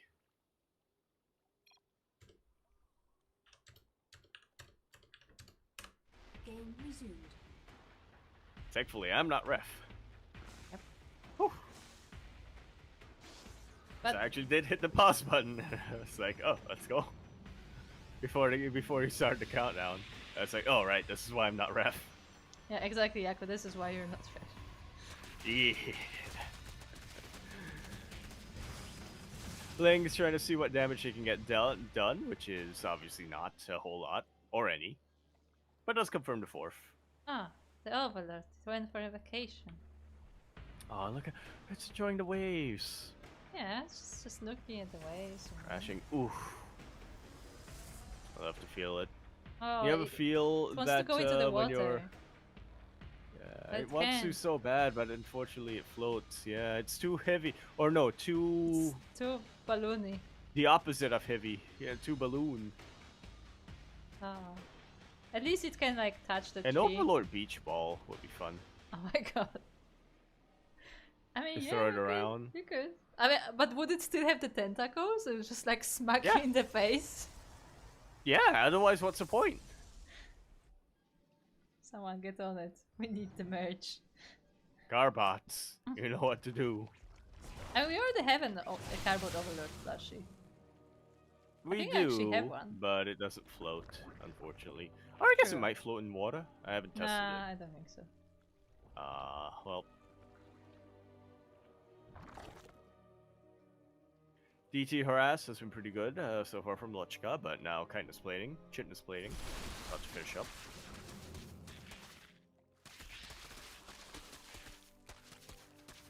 Don't quite have anabolic synthesis yet, so these ultras are not quite going to be as fast as they could be. It looks like for But the they are time on the being, way. looks for the time being, both our players are building up their armies, getting all the upgrades possible. Yeah, I see Mar like moving across the map here and there, but it is mostly just poking. He's not going for any dedicated pushes. That was such a juicy Nova. Absolutely no dodging there from Mar, and the Nova hits right in the middle of the road, just taking out a lot of them. And that was a beautiful Yeah, shot for Lochka. I want to replay this. I want to go back to this replay and just play that back on slow-mo, and that was beautiful. Now, there is an argument to be made that at this point in the game, Mar does want to get rid of his roaches in order to get more lings, ultras, eventually infestors, as we do have neural parasite on the way. But I mean, you don't just want to be throwing them away like that. Yeah, definitely was hoping for a little bit more damage, but it looks like the disruptors have surprised him a little bit. Yeah, I mean, in the previous few games, Oh. Luchka has been opting for more Colossi. Yeah, cool. I forgot to switch the scene back. They didn't see the explosion. No. Well, that's you're gonna have to take a word for that, chat. You know what? You know what? I saw the explosion, and that's all that matters. You know what? This is the last game. We're gonna go into the replay just so I can show you too. Yeah, may as well. Great snipe on the hatchery. A lot more drones starting to fall as well, and Lochka is unchained, untethered. He's hit his final form. He's got his disruptors. He's got all of these archons and immortals. He's gonna go across the map before Mar can get to the end game. I am so upset. It's all because of the pause. SMH my head. We will go back in the replay just to see that explosion. Yep. That's all that matters. We'll see it in slow-mo as well, so it'll be cinematic. Huge clash coming down in the middle of the map. This is such a good choke point for Lochka to utilize. Ultras are getting on top of everything, but just melting. Infestors are now out just as the rest of the army melts. Fungals, neurals, not going to be helpful at this point. Everything Zerg is starting to fall. A lot of lings are now in production.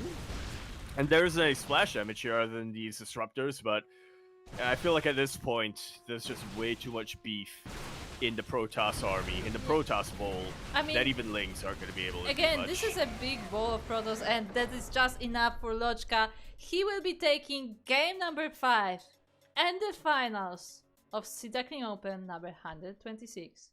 But now quickly rewind. Where is it? Where are the controls? G.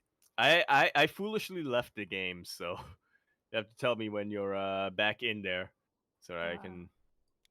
I'm just gonna look, guys. Yaku, please talk about the game as I try to. Yeah, so you see that the thing about that game that we just saw. I mean, that was a great series by both of our players. Very, very close. Went all the way to the ace match. But you know, when it comes down to it, at the end of the day, there's only one player. Lochka, he's a player who has been known to win games, and he can lose games as well. But he is a player who wins games in the end. Mar, I mean, obviously, he's a player who can win games as well, but he can also lose them. So that's really Mar for you in the end. Only one player could end up advancing. There's only one winner that is possible, unfortunately, in a competition like this or in a match like this. And you know, the player who doesn't win is not the player who has won. That's just really how it goes. You know, it really comes back to all of the advantage that it comes down. You know, Mar, he set up a really nice advantage for himself in the earlier maps that we had in this series. But you know, in the end, there's only one. In the end, you know, he didn't. His advantage was taken away from him by Lochka over there, and you know, once Mar didn't have the lost his advantage, he just didn't have an advantage anymore.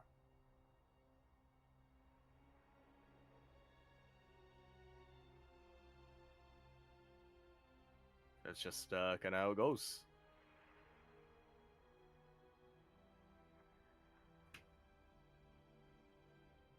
I just got DM'd and told me to switch scenes. A little late, but we got on it in the end.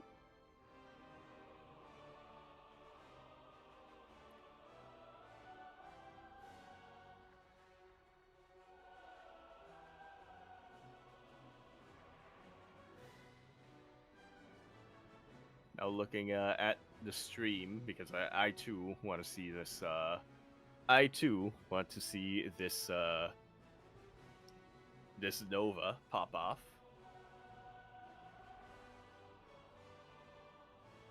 We're getting there.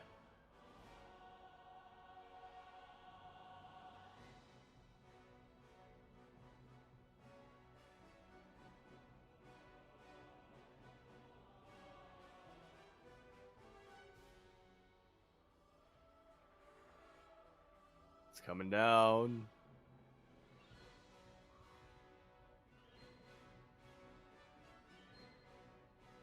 We have it coming down. We're in slow-mo. We're zoomed in. The Nova! Skadoosh! Beautiful.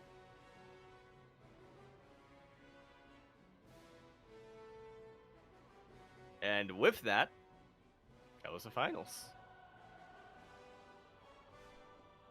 I was actually this was fun. Like I enjoyed this tournament. Those were some really good games, and what I liked the most, those are some really non-standard games. We got a lot of different play styles, like a lot of wild play styles as well. And that's the kind of tournament I enjoy the most. Yeah.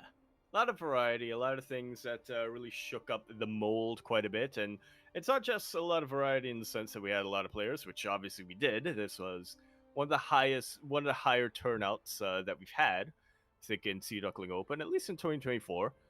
So that definitely helped a lot. But also our players themselves that we were able to cast and cover also had a lot of different styles and strategies up their sleeves.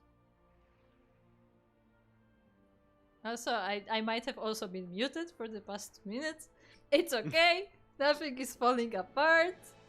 So again, yeah, check out the Patreon. Once again, shout out to Legoland Man, who did get the random raffle win as well. So make sure to join the Matcherinos as well. Mm-hmm. And yeah, as a reminder, this is a monthly tournament. So if you are of the rank Diamond and below, then make sure to keep an eye out for the next tournament, which will be in September. The exact date, you can probably see it on the calendar by now, but it's not like set in stone, because it depends also on what other tournaments are currently going on, because we generally try not to clash with other events. But yeah, other than that, also if you are slightly higher than the rank of Diamond, if you are below 4.7k MMR, then make sure to check out Masters Swan Open, which is our other amateur tournament. Yeah, that one's, like you said, slightly higher for, some of our higher players coming out there. Up to 4.7k MMR is what that one is, and it's still a really fun time. It's the general overall format and everything is the same. It's just, we're open to slightly more players because of that. Yeah, I hope there is also a raffle in there, which each tournament has I'll end up winning. No Fingers crossed. No, you're not getting. Fingers crossed. But speaking of Yaku, why don't you tell the chat who you are? Yes. Well, as you can see, I am, I was born at one point, and, when you're born, it's do you have an advantage? You're alive, and then you keep going. I do have an advantage. I have many advantage. Oh. I have ads. Ah. So what are you up to, Yaku, lately? Potentially. A lot of Heroes of the Storm, which, might potentially stream. Fingers potentially. A lot of Heroes of the Storm lately coming down, trying and failing to find gainful employment, but in about 2 weeks, I can't promise that there is going to be at least one stream, and that was part of my ulterior motive of coming up here, Kurobi. I think I messed something up on my OBS. But yes, in 2 weeks, we're going to have a little bit of a special stream, so keep an eye out on that over at twitch.tv at YakuZaku1. Follow me on twitter.com at Empora or also Blue Sky at Jesse Yakuzaku. I'll announce it there when I do go live, and also on Discord, !Discord in chat. Yes. I won't announce when I go live, but the bot will. Yeah, the bot will, definitely.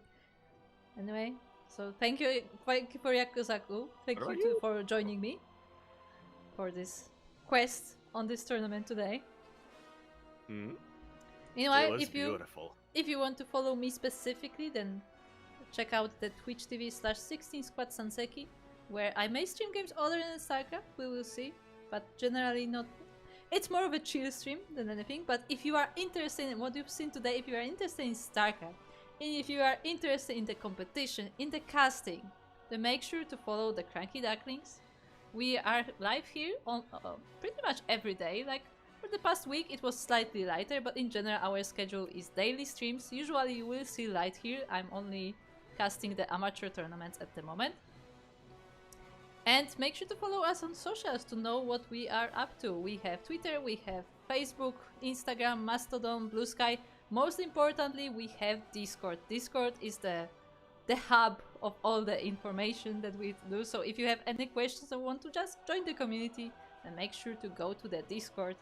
Also, for those who don't know, we are currently dual streaming to both Twitch and YouTube.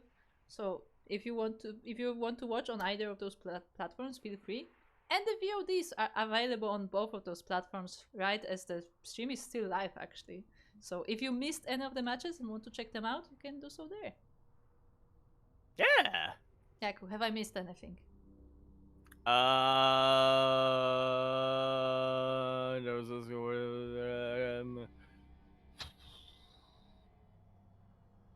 Happy belated birthday, crew! I'm old. Our next stream... We're all old. Our next stream, if I'm not wrong, I don't think we have any other tournaments today. I mean, the schedule is always dynamic, but as far as I know, our next stream should be tomorrow. The same time as the Duckling Open, we have Sparkling Tuna Cup, which is a weekly tournament open to everyone. So no matter what your skill level is, no matter how much you actually play the game, like if you literally just install the game today, you are also eligible technically. There are no requirements whatsoever, so if you want to try your best at the tournament, then feel free to sign up for tomorrow. Yeah, try your best. It's a fun time. You get a little bit of kind of exposure to a more competitive setting. You know, pro players playing that, of course, and most importantly, you can win the raffle. You can potentially win the raffle, yes. Again, the raffle is completely random, so who gets it? We do not know. But with that, I believe that is all for today. I'm looking for my memory, but as we know, it's not very good. I mean, it's that age, right? Yeah. It all hits us. Yeah. But anyway, I hope you guys had fun and played the game, or watched the game, or check out other games. Yeah, you gotta be playing the game, you know? Yeah, you have to be playing the game, because if you don't play the game, you cannot win. But you also cannot lose. Yeah. That is also true, but you know what? When you're not playing the game, how do you play? Then you're not a player if you don't play the game. Exactly. And how do you get an advantage in a game if you don't play the game?